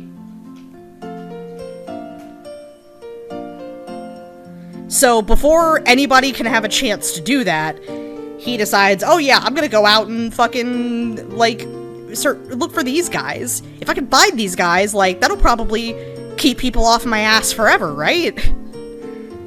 They will not question anything I do if I could just do this one thing.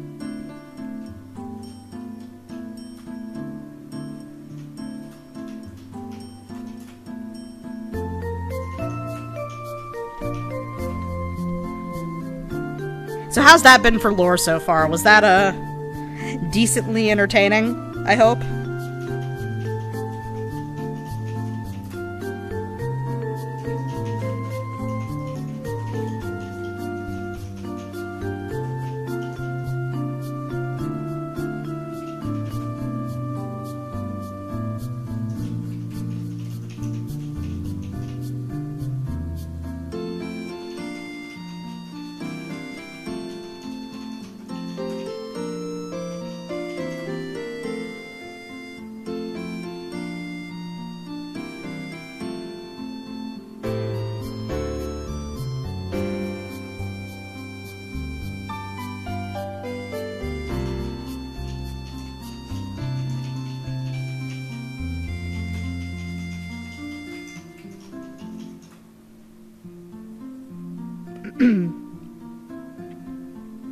No, fuck, I did it on the wrong shit. Wrong layer.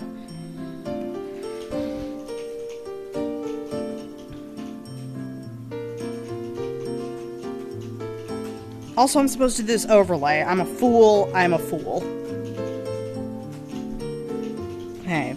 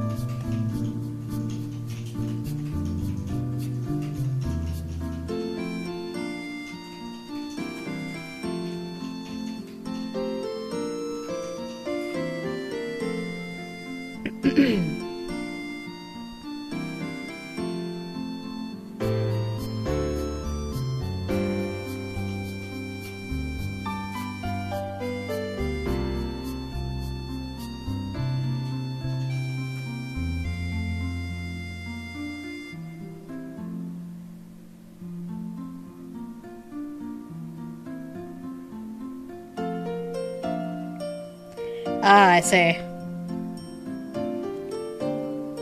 What happened?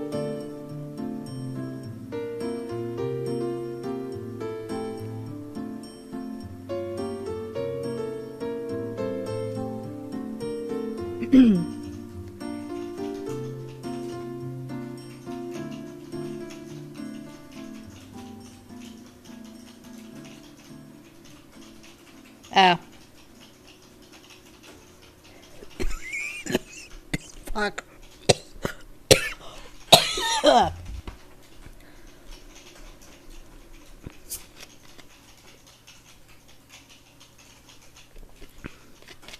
But anyway, was that a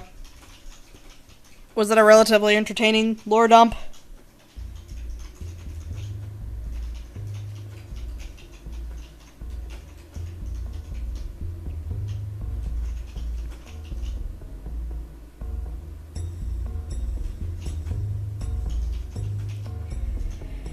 Hooray!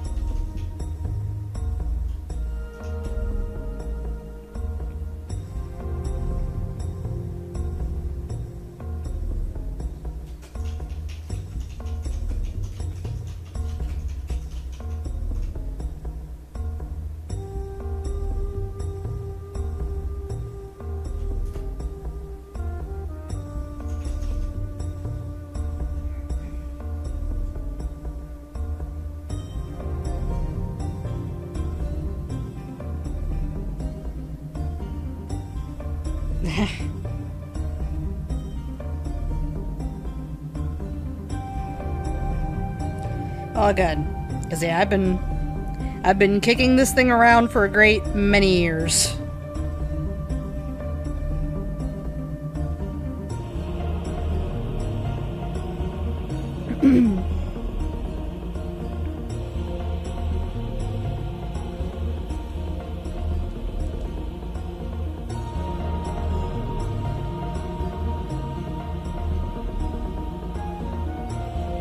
And back on your tip with Type Moon, I think the issue with that is that usually, like, the main amount of interactivity that has is, like, you occasionally make a choice to determine what route you're taking, basically, but that's kind of about it.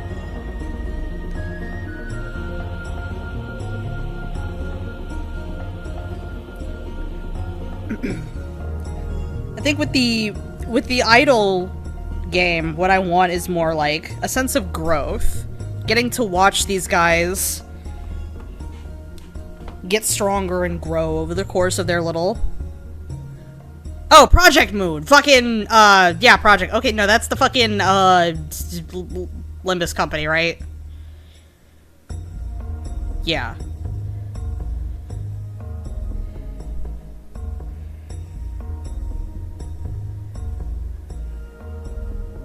Okay, yeah. Whoopsie-doo! I know video games. Shut up.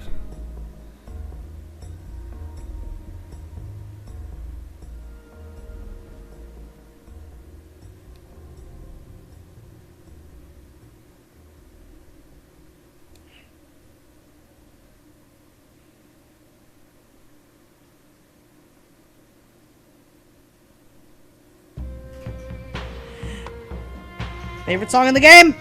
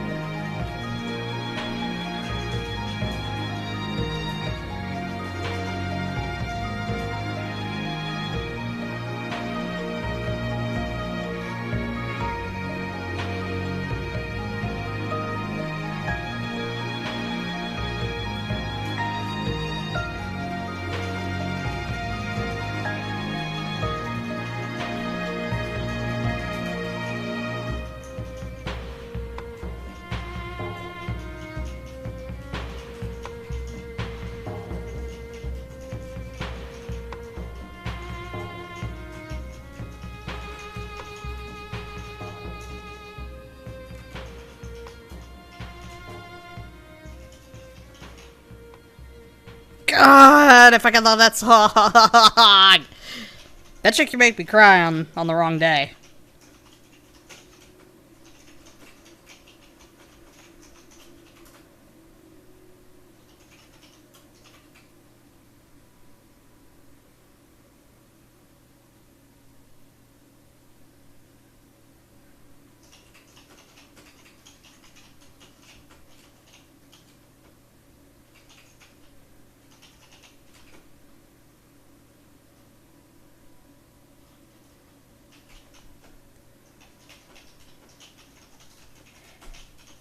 Oh, what the fuck? Why did it stop? That's not the entire... That is not the entire OST, you fuckers.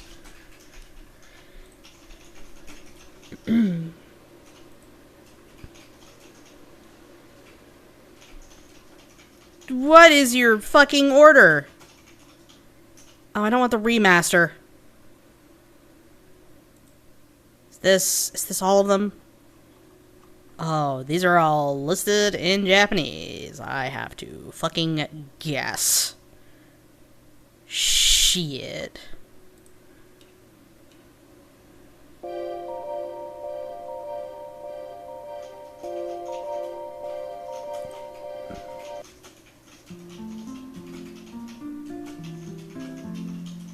think we already did that one.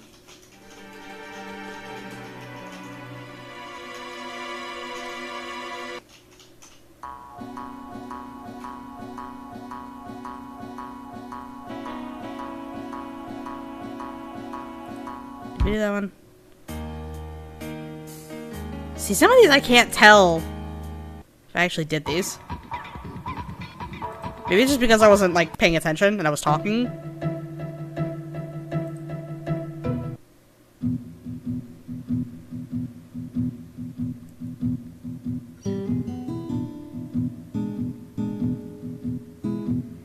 Either that or, like...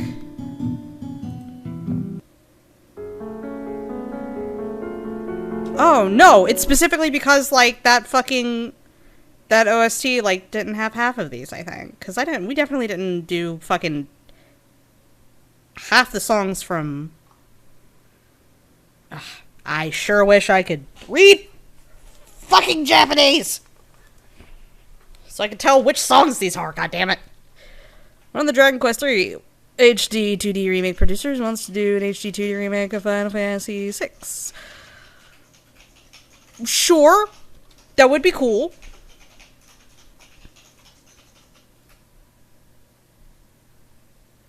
Yeah, the thing is, like, I wanted to get a proper, like, 3D snazz up. But at the same time, it's like... Would they do a Final Fantasy VII remake to it? Because, like, I don't really want that. I don't want, oh, yeah, we're going to do Final Fantasy VI. Because we're not doing Final Fantasy VI. We're doing Final Fantasy VI with blackjack and hookers. On second thought, forget the Final Fantasy VI. But speaking of, not to interrupt the proceedings, but I must abscond momentarily. I will be right back. Please do not leave. Do not go away. I will be... Where did my fucking picture go?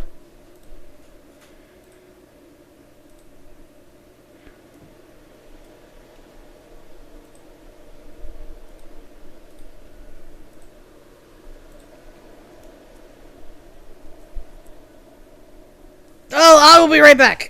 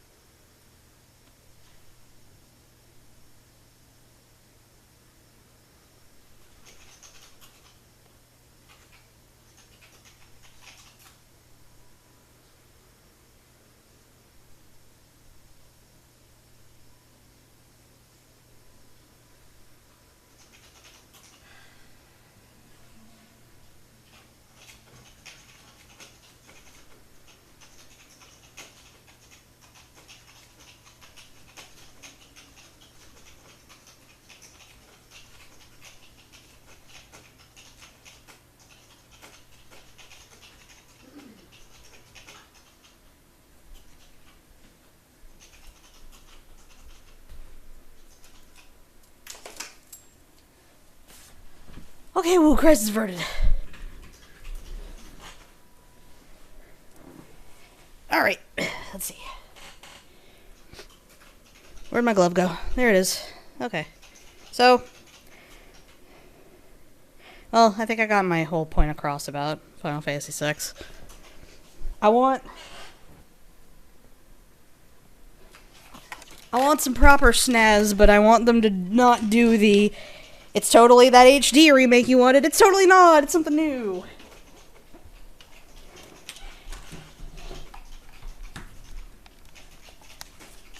Remember how you thought we might be able to move past all of the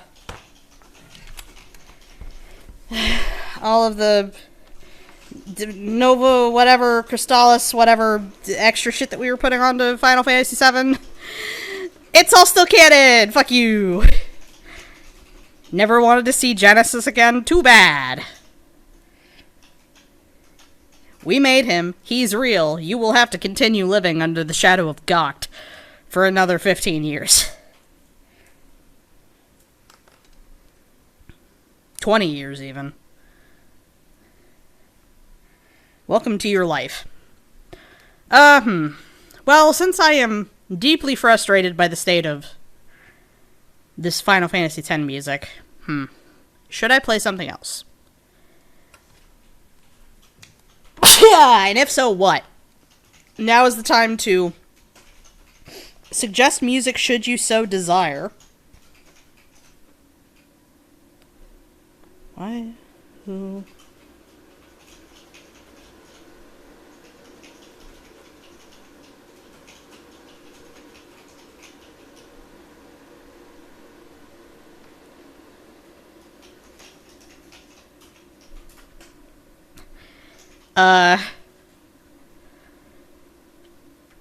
Well, I suggested. Final Fantasy is a fun series. Sometimes it gets not so fun, but there is just about something for everybody in the Final Fantasy series, I feel. Don't bother with 13. I say don't bother with 15, but there are plenty of people that would disagree with me, but 15's not really worth it. I think most people that honestly suggest playing 15 are people that just really like... They just really like the squad, and they like the squad adventures, but like... And I think maybe they like the villain, but...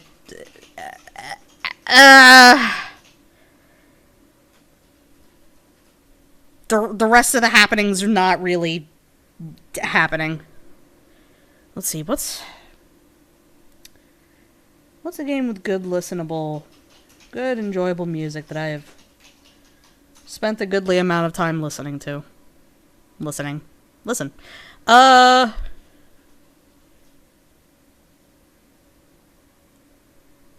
I know what I want to fucking listen to.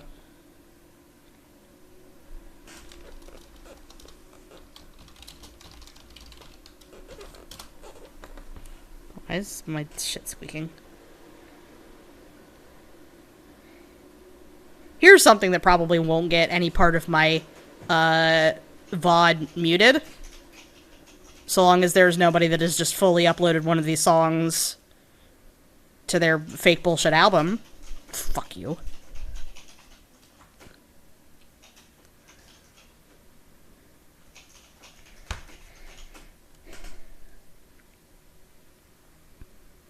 I love 14. I love 14 dearly. I would play 14 music, but I think I would actually get in trouble for that one.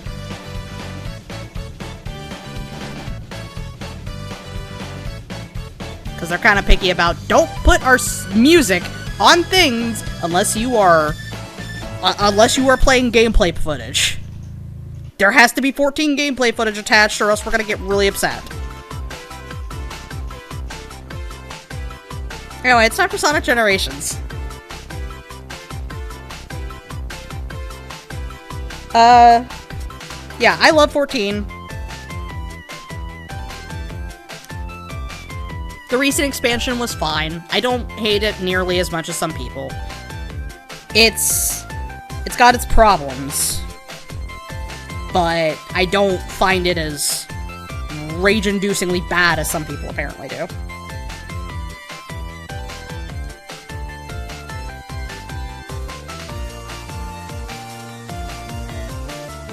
16 overcame my misconceptions about... Well, I wouldn't call it misconceptions, my misgivings about, Man, I'm still surprised that Blessed finally, like, got on board with it, because he and Erndil were both very caught up in the whole, oh, it's so anime, though. It's so anime, and I'd be like, not really. It's like saying, oh, wow, it's so Western comics. Why is it so Western comics? It's like, it's not really what that is.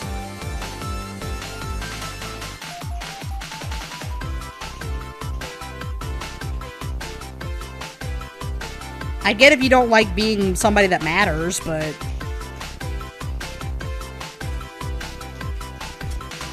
But yeah, Blessed eventually came around, I think.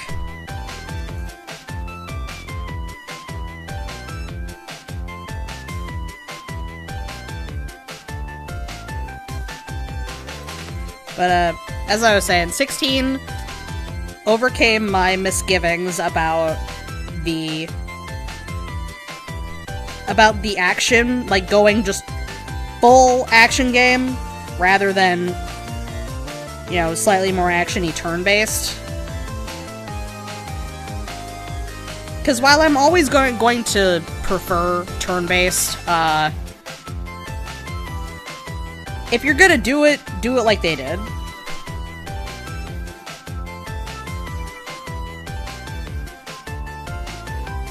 Because sometimes it can feel like, oh, well, you know, if we're gonna be an action RPG, we gotta have menus. Good luck flipping through all these fucking menus in time, asshole.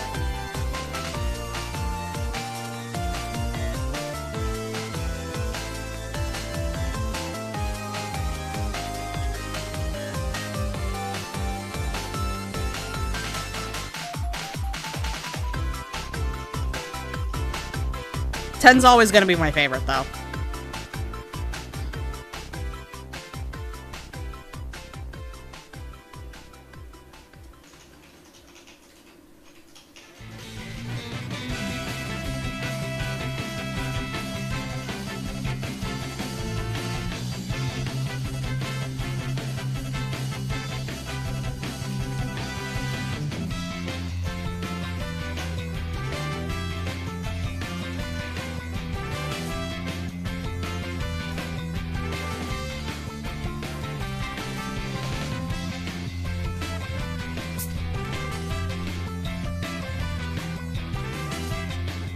That kind of thing is also why I was never really a super fan of the ATB system, is that it felt like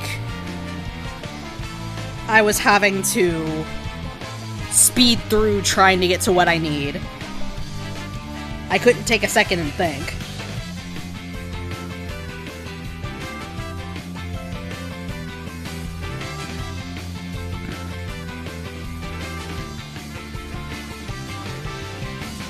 I think CTB, was the best for trying to time certain attacks, while also, you know, being able to take your time and actually think about what you're doing.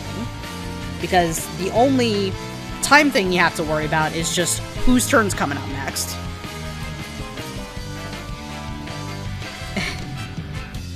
Yeah, that's how it feels for me with everybody in Ogre Popenang that plays World of Warcraft.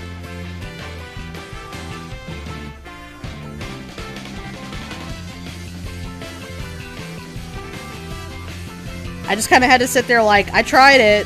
I think this game's fucking boring.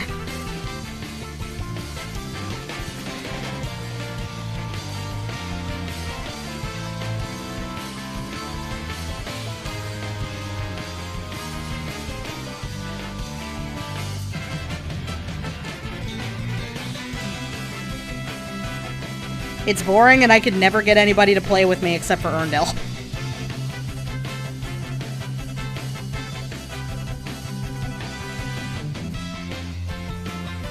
My brother, back in the day, was apparently, like, for a while, one of the top-ranked druid players on his, or shaman players. Is it shaman, or, like, I forget, was druid a class? Okay, no, it is druid, okay. Yeah, he was a druid player. He was he could turn into a tree healer.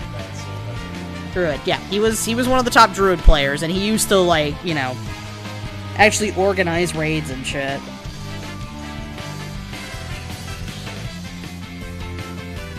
Come home from a long day of working at Publix and... Well, okay, I never heard him scream just because... Well, then again, I maybe was only in the house with him once when he ever played World of Warcraft. So, I don't know if he ever screamed at anybody. I wouldn't put it past him.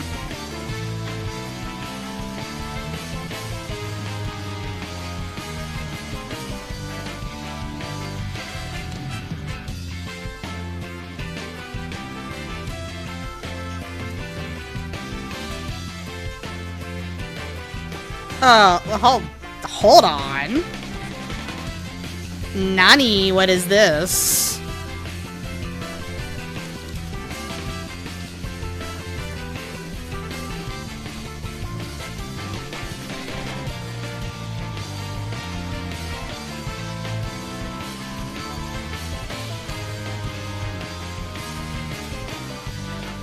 Oh, I'm seeing something from,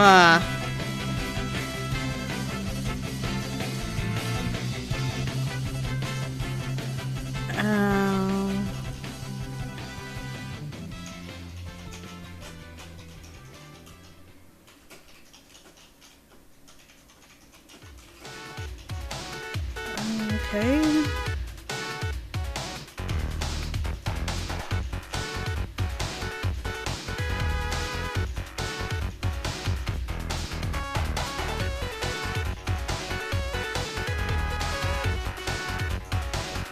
Ooh. Oh, so it's supposed to be an actual-ass mobile version of Final Fantasy XIV? Yeah, I saw apparently they had mentioned something about this back in June. That's... Alright.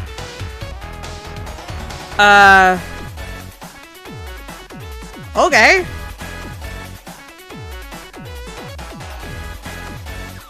Cool. Can't wait for mobile phone limitations.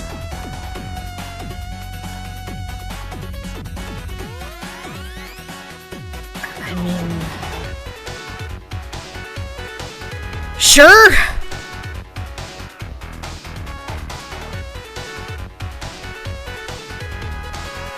Oh, that just reminds me of that reminds me of the Ni no Kuni mobile game, and now I'm upset.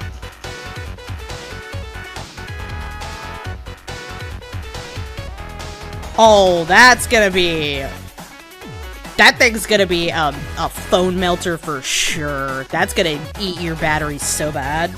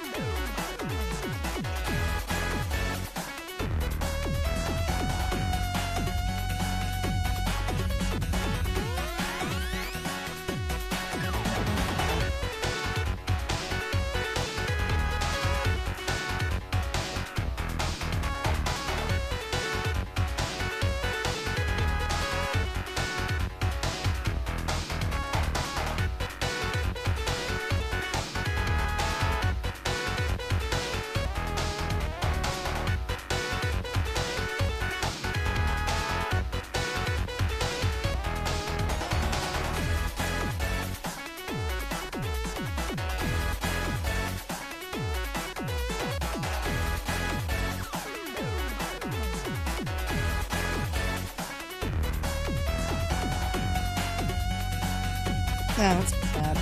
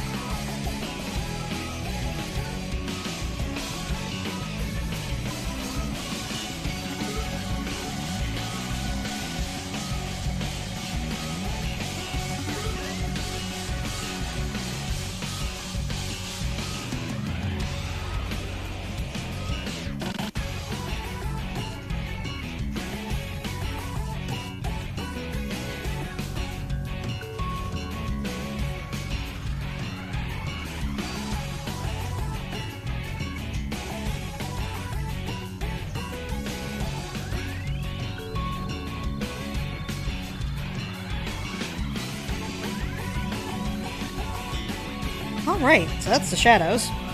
After 10,000 years of me talking and not actually, coloring.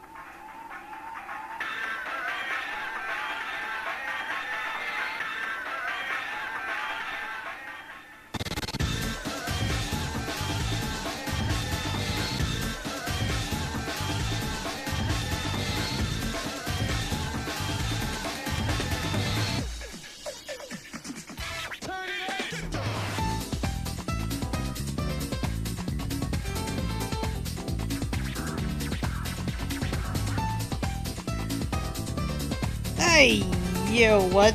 No! Damn it, wrong fucking layer.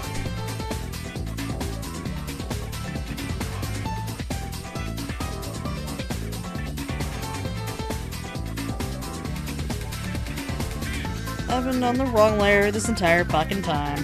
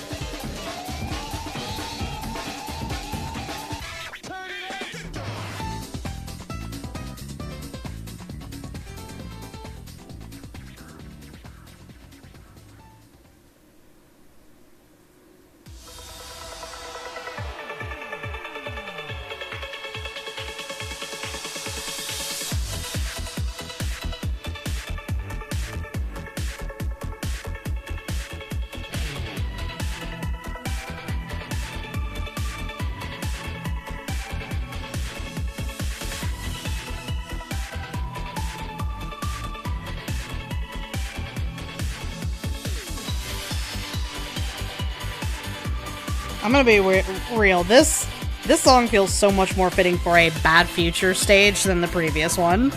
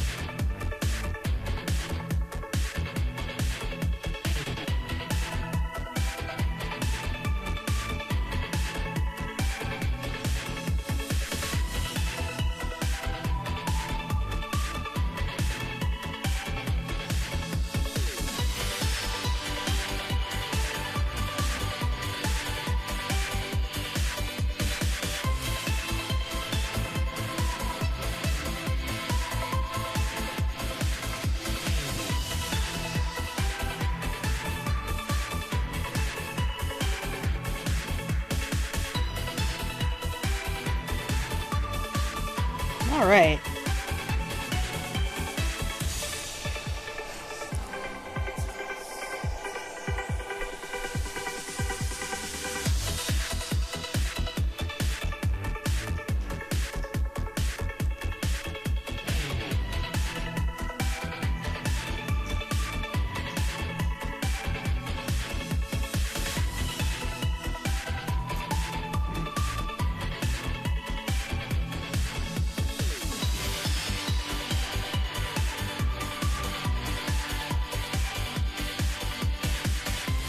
Lucine, my fail queen. I'm not gonna add shine to your hair because you are not a very shiny-haired fellow.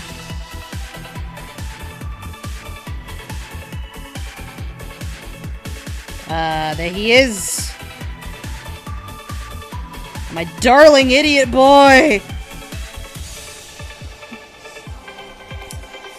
And now,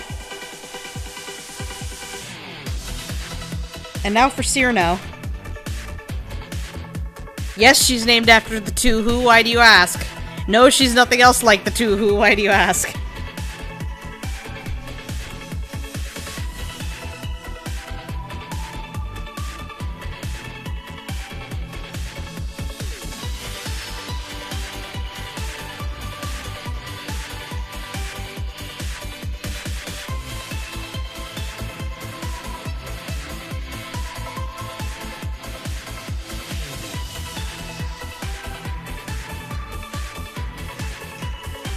And no, wrong layer, fuck!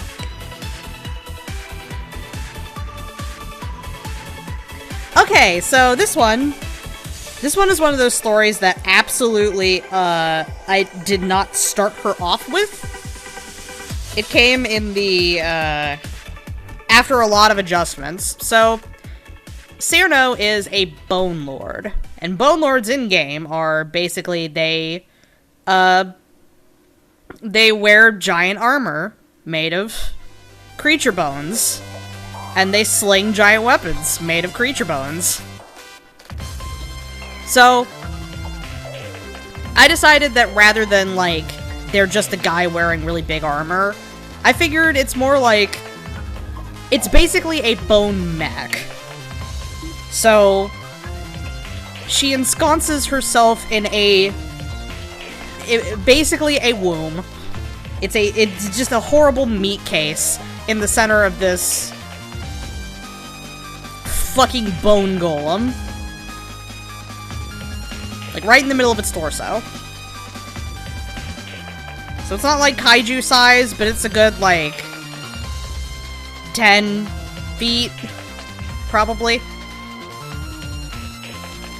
So, Cyrano is basically the Deadlands equivalent of a military brat. Her family moved around a lot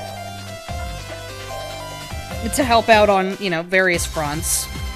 And because of that, she hasn't really, been able to form a lot of friendships over her childhood. And on top of that, she got bullied a lot because she's tall and kind of gangly. So, eventually she just decided, alright, the next kid that jokingly asks me out to the next formal is getting his head crushed. She hadn't killed anybody, actually, but, like, she whipped the shit out of a lot of kids.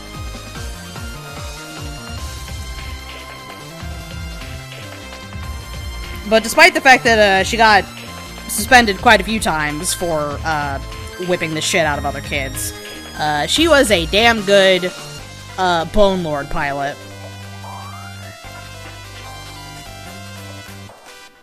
Because she feels more herself when she's inside of the Bone Lord. She feels bigger. She feels exactly as powerful as she should be, and she's like, no one's gonna fuck around with me in one of these things.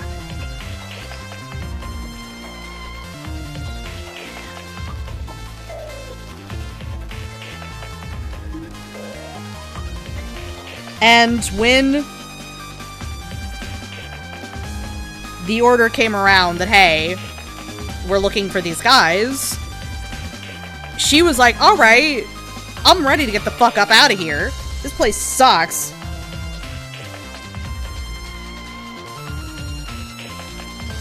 It's gonna be me and my fucking bone suit. Out in the world, kicking ass, taking names.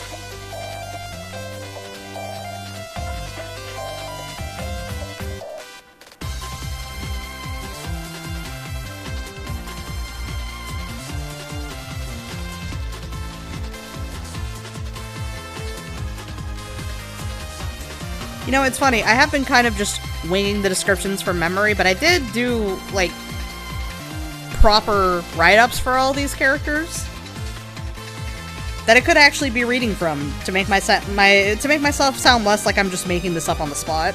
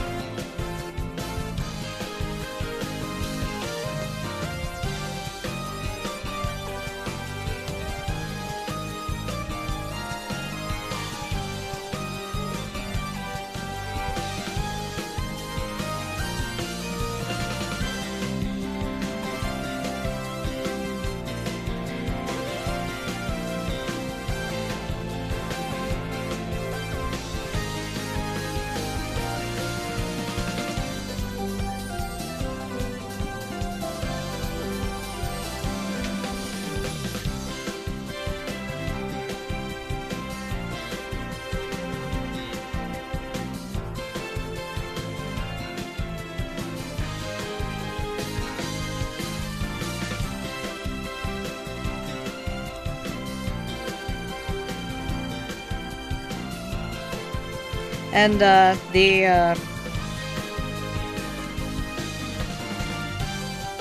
I think, I want to say that part of the other reason that I decided that the Bone Lord suit was just something she would kind of ensconce in was probably just so that I could draw it a little less often. Because I think in the original, they were fused to the suits. But I was like, no, I'm not drawing that fucking suit every time. I want to give myself a break sometimes, so she can get in and out of it.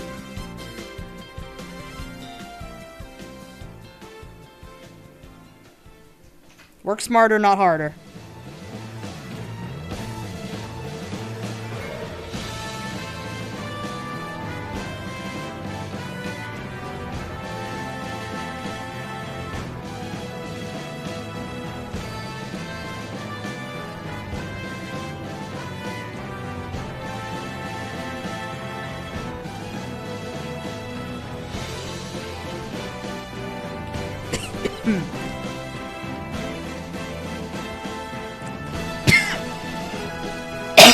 Oh, excuse me.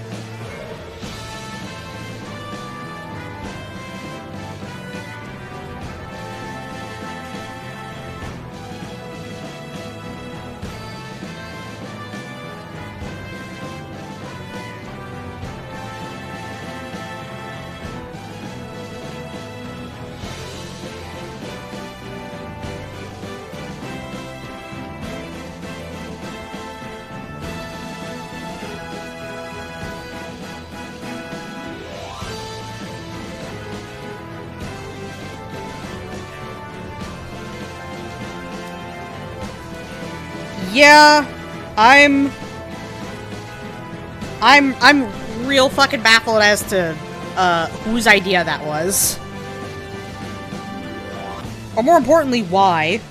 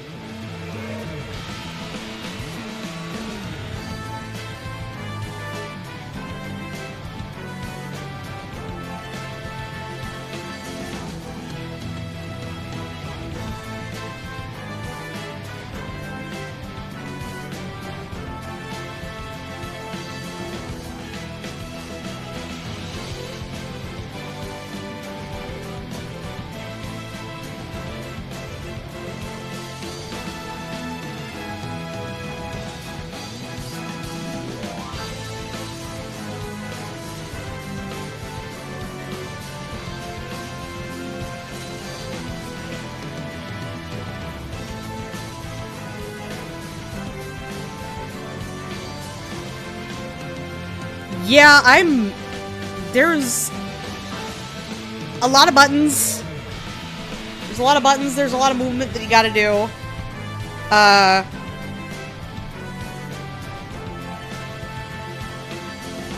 Which, yeah, I would like to see, that's the thing that personally reminded me most of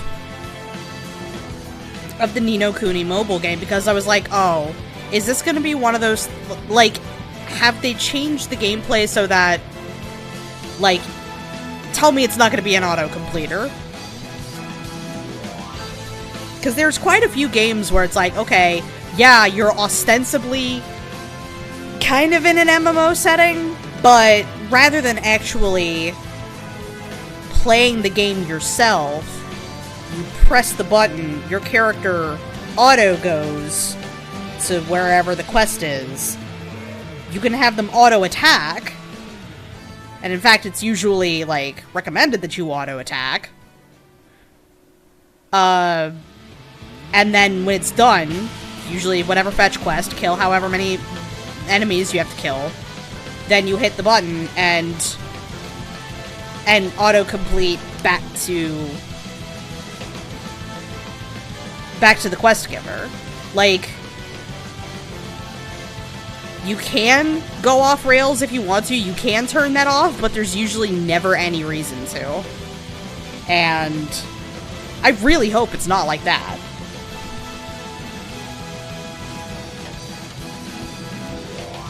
Because then it's like, well, you're basically just playing an idle game. But the only other option is to play a really bad... I mean, I'm basically telling you how it went. This is what the game was. That's what it was, and it sucked. It sucked ass. It didn't help that the game also was, like, used blockchain bullshit for a lot of its in-game currency.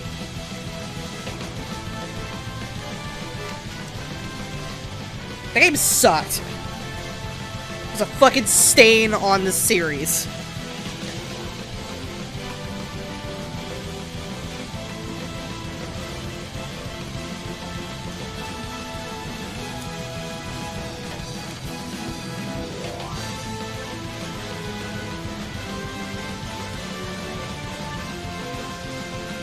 What hair color am I gonna give her? Let's see. So, of all the hair colors I've given, we've got some blondes, we've got one brunette, 2 black, okay, 2 brunettes, 3 brunettes, plenty of blondes, like one kind of reddish, one straight up red and one kind of strawberry blonde.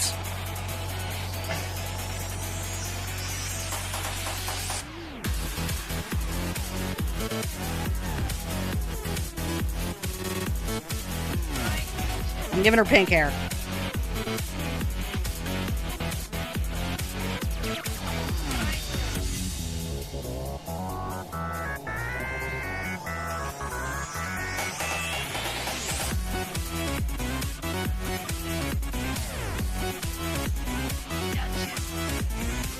Wait!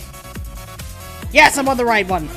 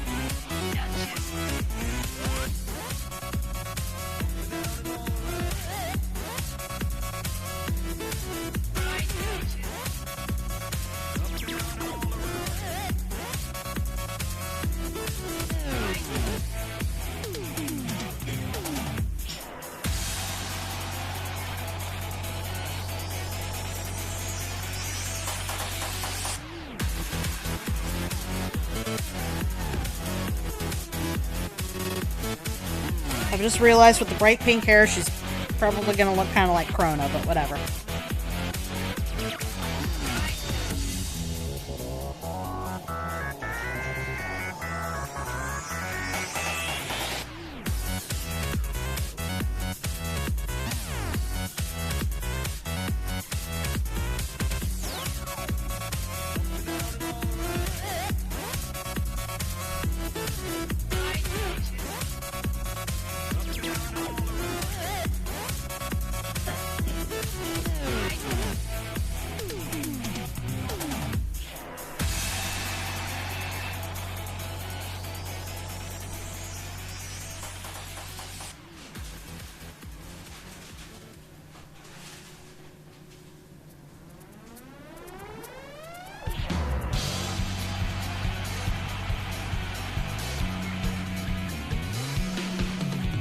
did already give her pink eyes, but let's see. Let's take a gander over general eye color. So hers is gray, his is blue, his is orange. Got very dark brown, green, brown, blue, green, brown.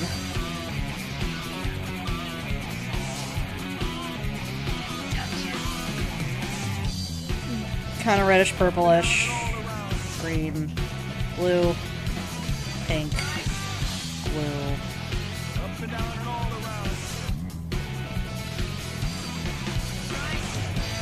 Radioactive fucking green.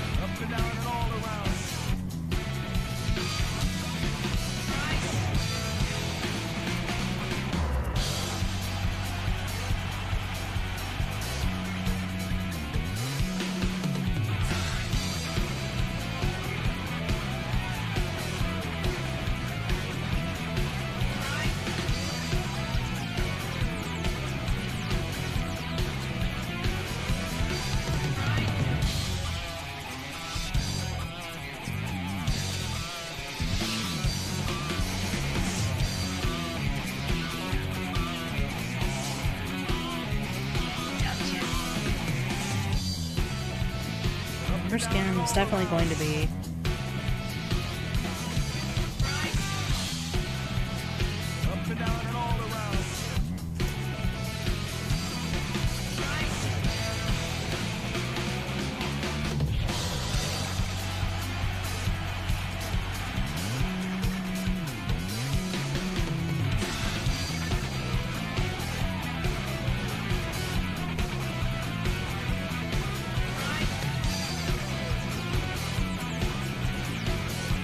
oh my god, wrong layer, no! No! Oh!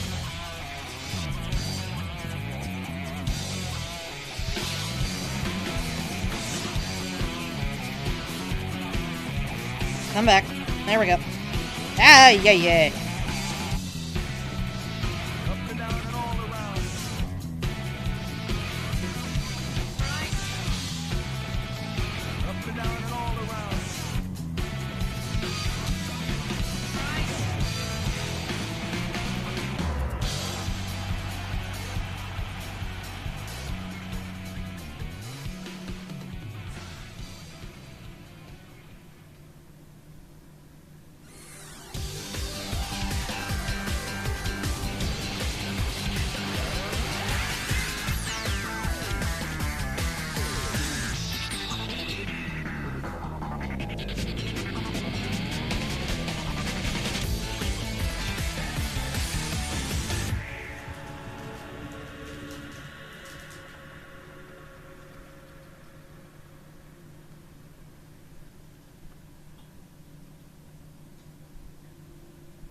No, wrong.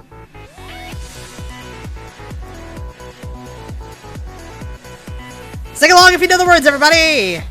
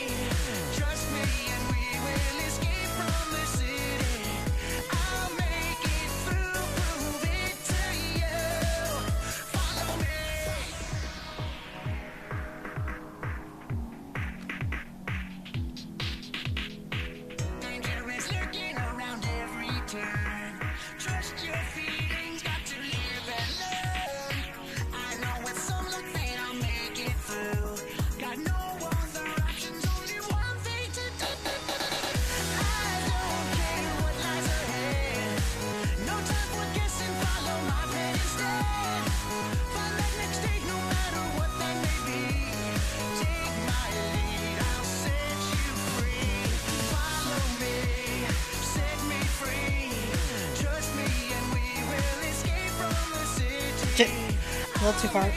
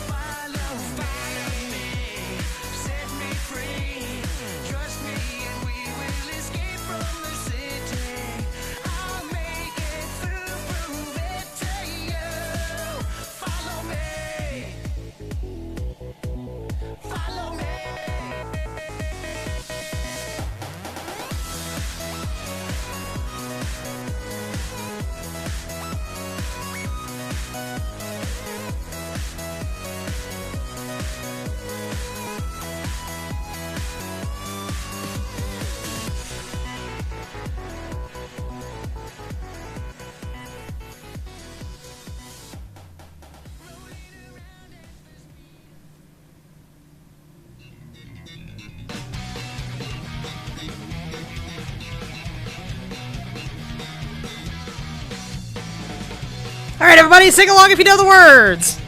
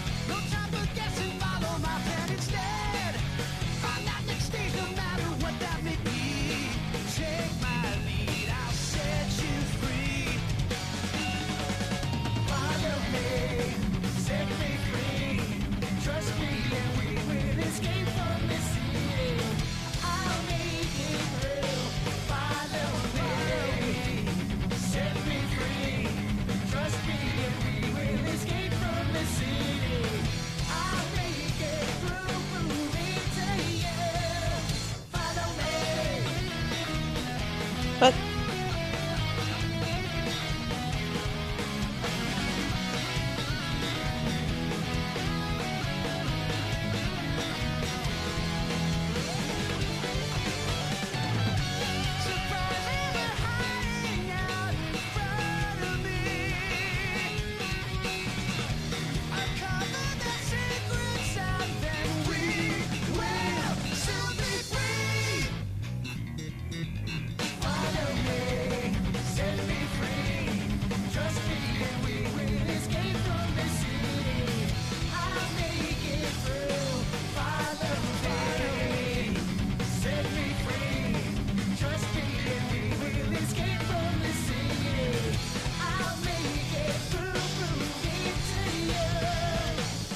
oh no, I'll just add those with shadows.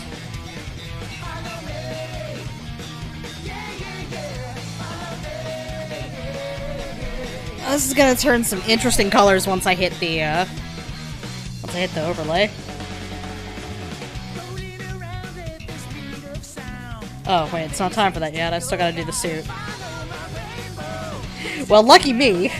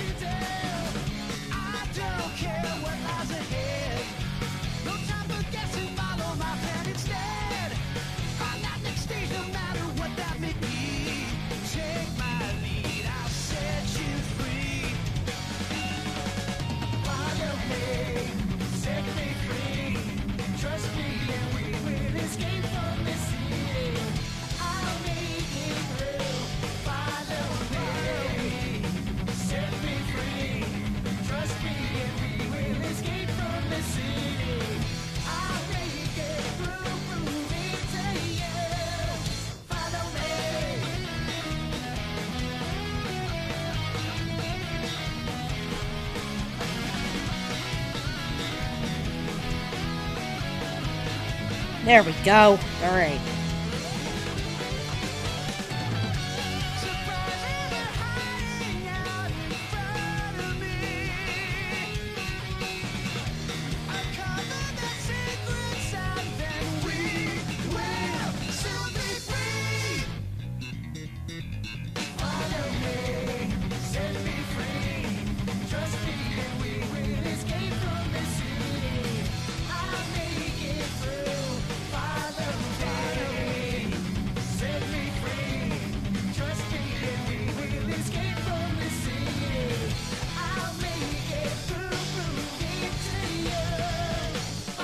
Oh, interesting. It didn't change that much.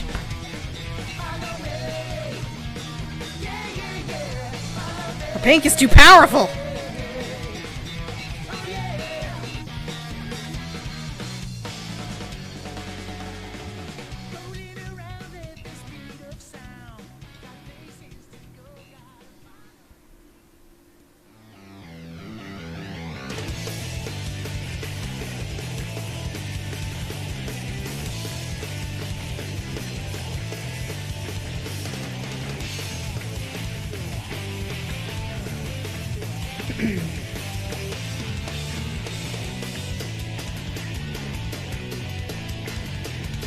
Okay, I'm on the correct layer this goddamn time. There we go.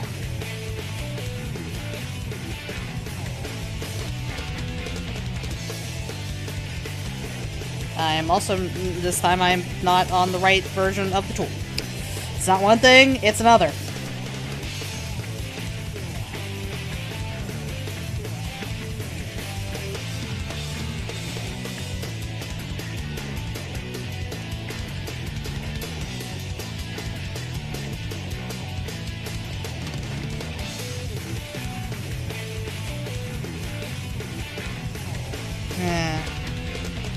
Yeah, so one thing at a time.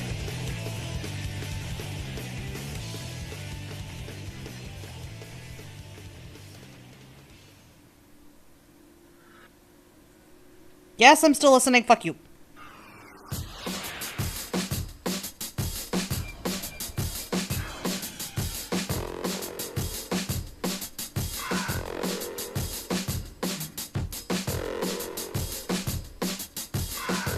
I love this song.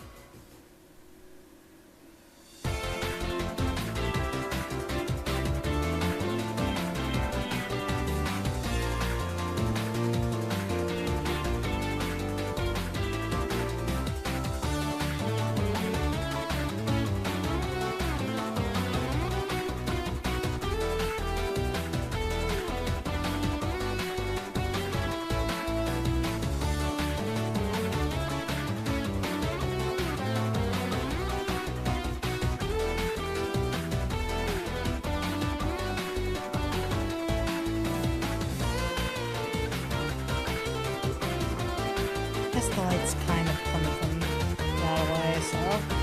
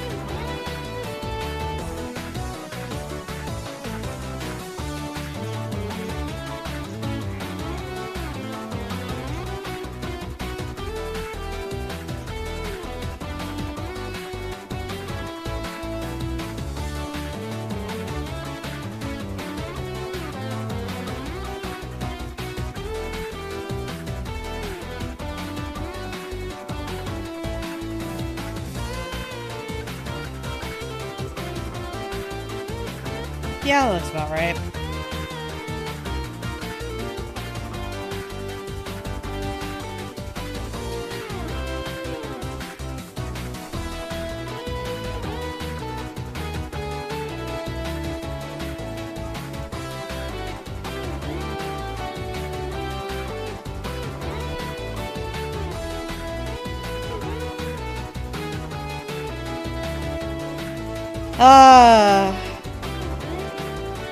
Oh, Sonic Heroes. Proving that even if your game's kinda garbo, you can still have some sick fucking music.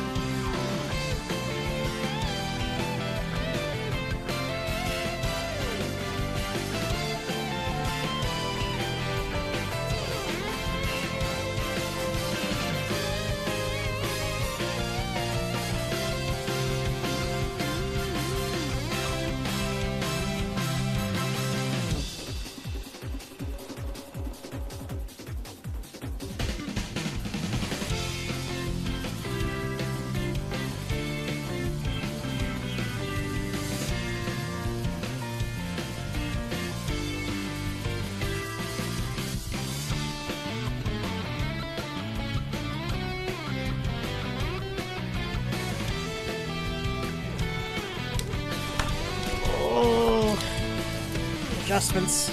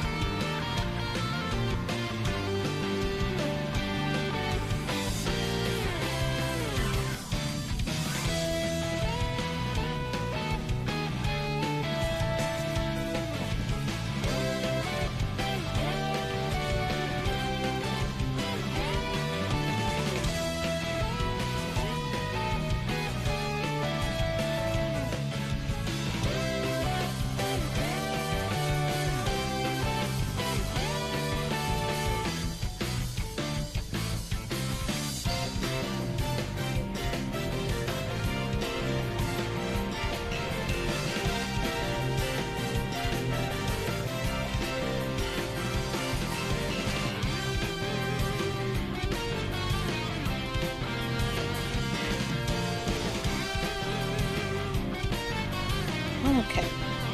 Now for the darker shadows.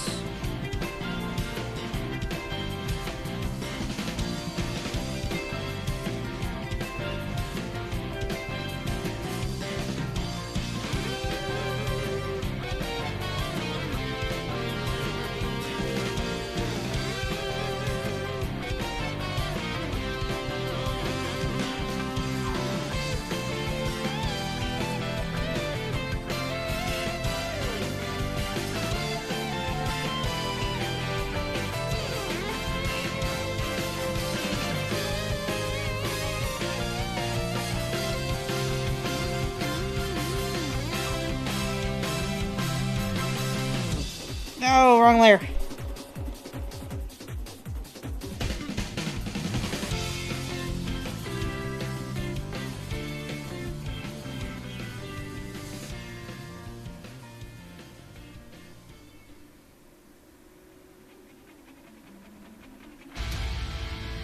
Oh fuck yeah, it's time to live and learn.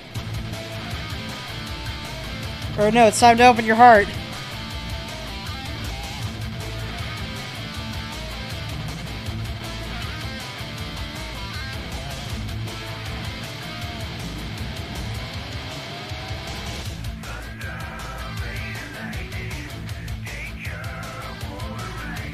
God, wrong layer!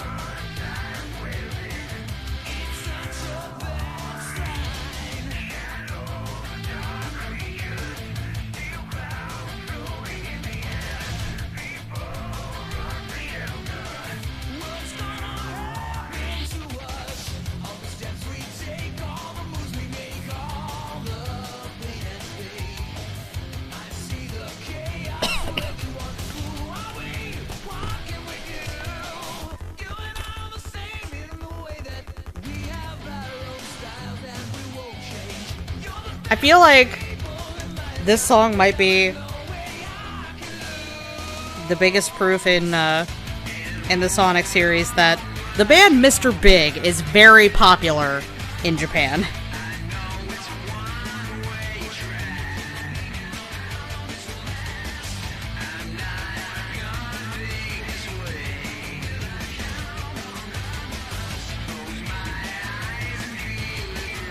Wait, did I...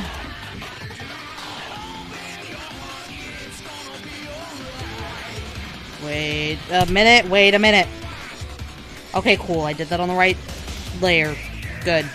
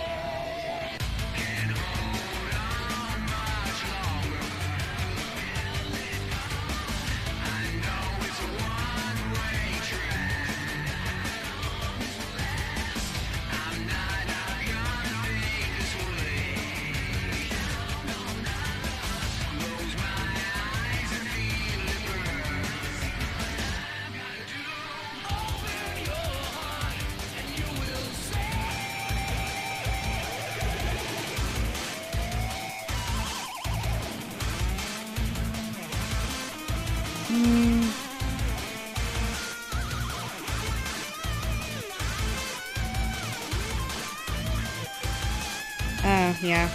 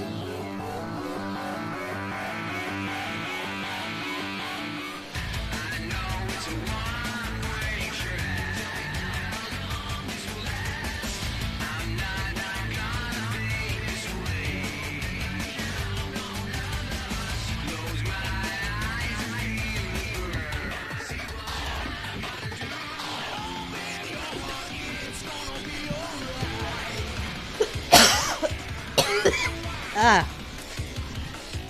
Oh.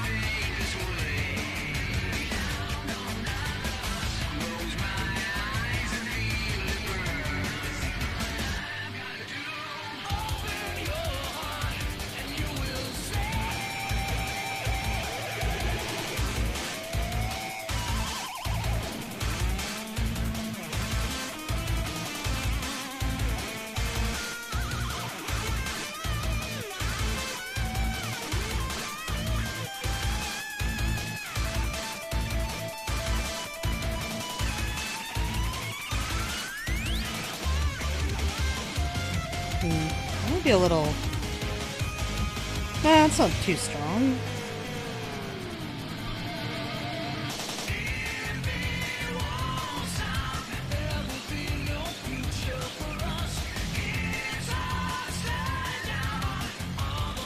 Ah, man. Yeah, maybe it's a little too strong. A little lighter.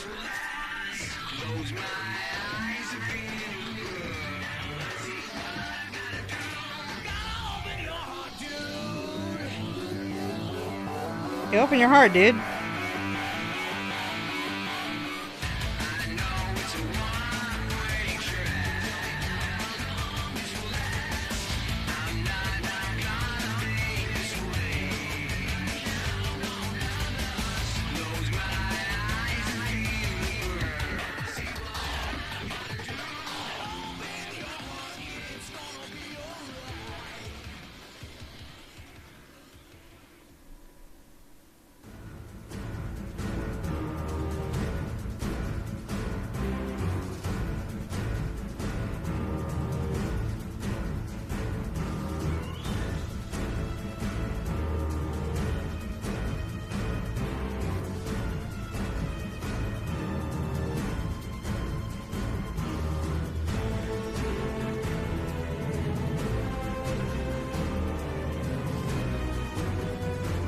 There we go.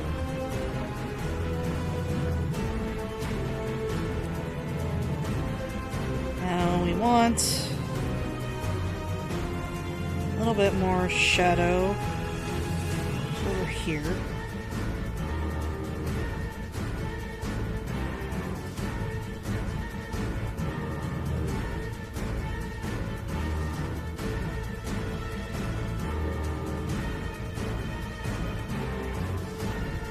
No, not that much. I'll just get one.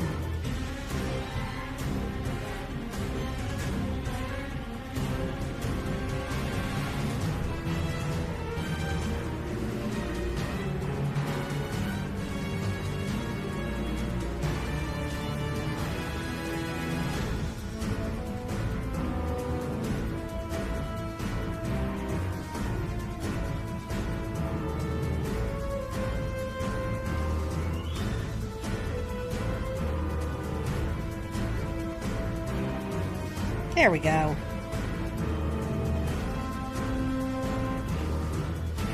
All right.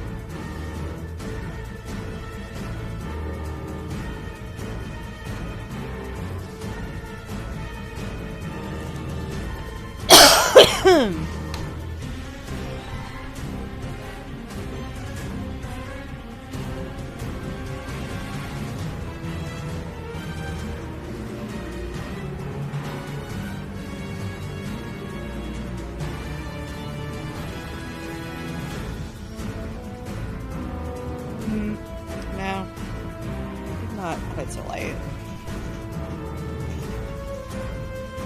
So I think the main issue is that that little bit there is a little too big.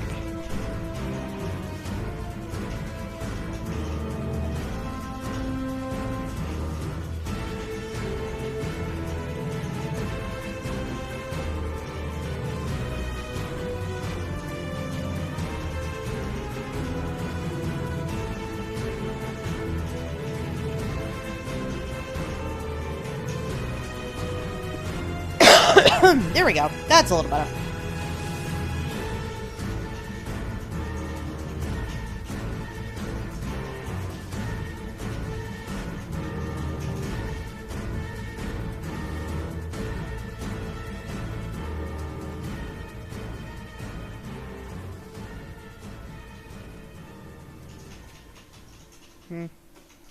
Does that look good when it's white?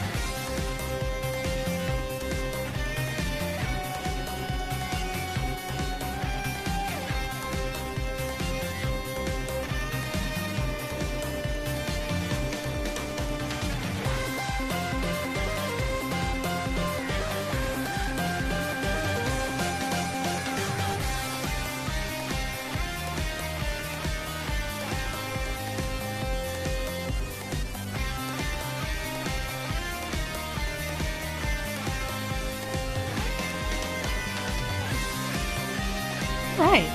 So, as ever, so bottom to top, we Control E, and Control E.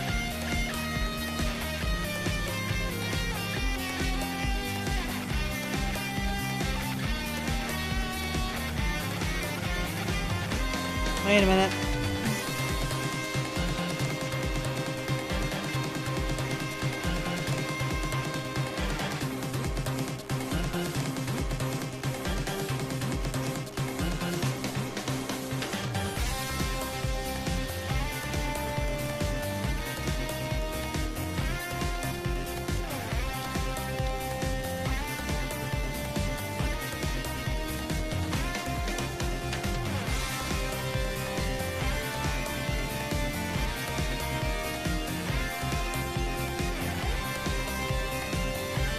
Ah, Sonic 06. Proof that even if you're a dog shit Sonic game, you can still have some sick fucking music.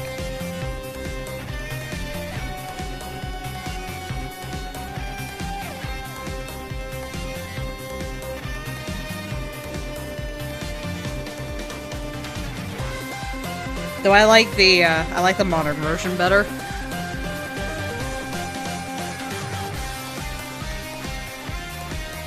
Alright. Now, of course, Galaxy Blur. There we go.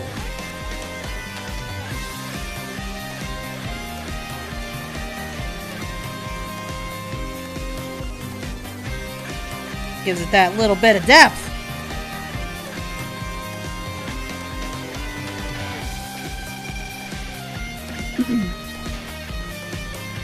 Alright, and there's my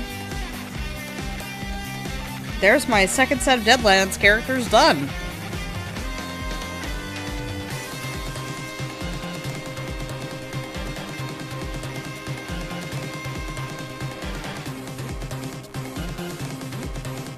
Which means all we have left is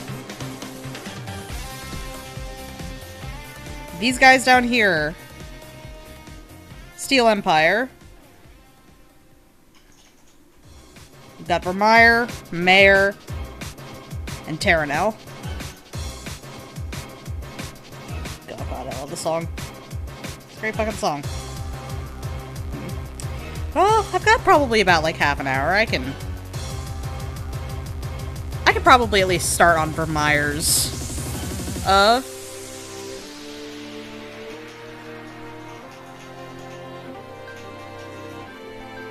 could probably start on Vermeer's line art.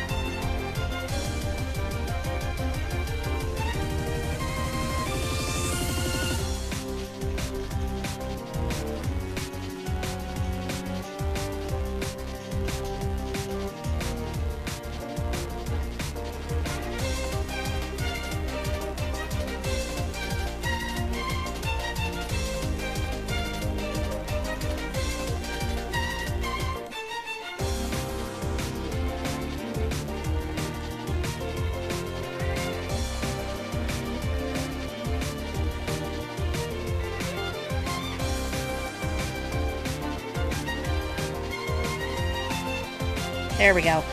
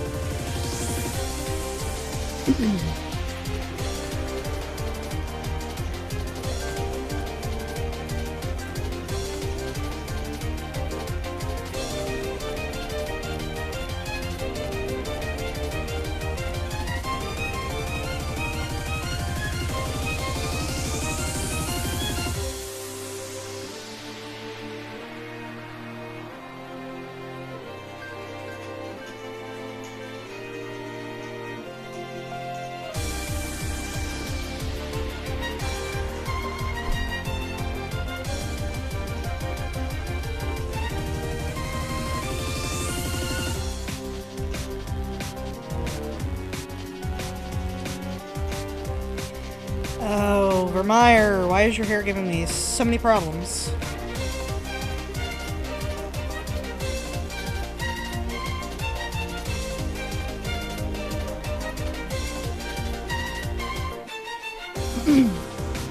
There we go, that's better.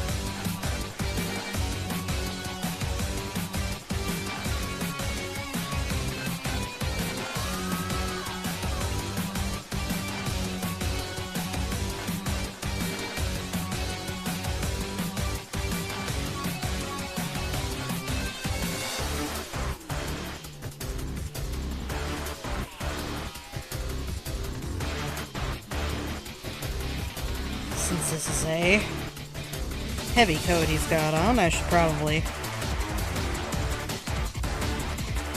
thicken the lines a little bit.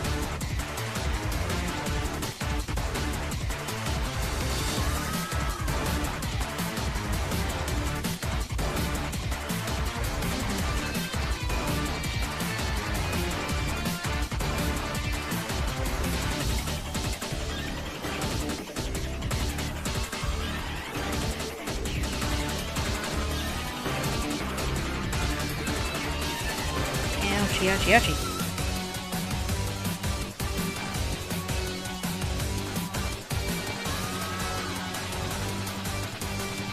Thumb hurted a little bit.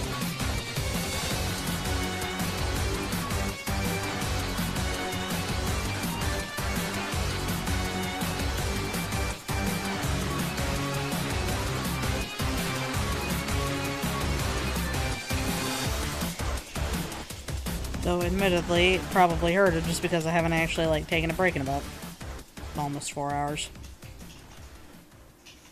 Don't be like me, kids! Take breaks!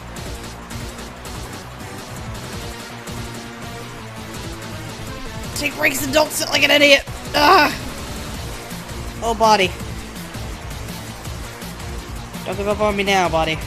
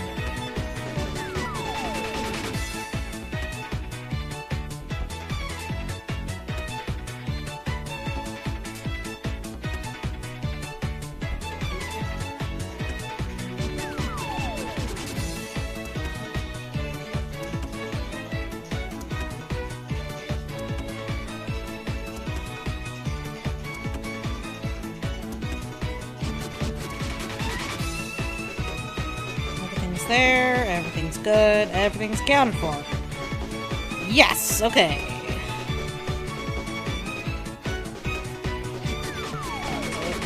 Okay. So yeah, we will go ahead and call it here for the night, because I got some things to answer and some computer commission work to do that I gotta finish up, because I've been taking forever on it, admittedly, and I apologize. But thank you all for joining me here once again. I appreciate it. If you're here for the first time, thank you. I appreciate you. I love you. Feel free to talk in my chat. I am not scary. I promise I'm not scary. I try very hard to not be scary. I welcome all interaction. Well, not all interaction. I don't want you to be a dick, but, you know. If you're cool. If you're cool, come join the party. Oh, I can't talk anymore. Oh, fuck. But thank you. Hopefully tomorrow there will be more Dude Island. With ya boy Blessed and ya boy Erndil. We will have good times. I will try not to die quite as many times as I did before. I make no promises, but I will try. Thank you all for joining me. I hope you have a lovely rest of your evening. I love you very much. Goodbye.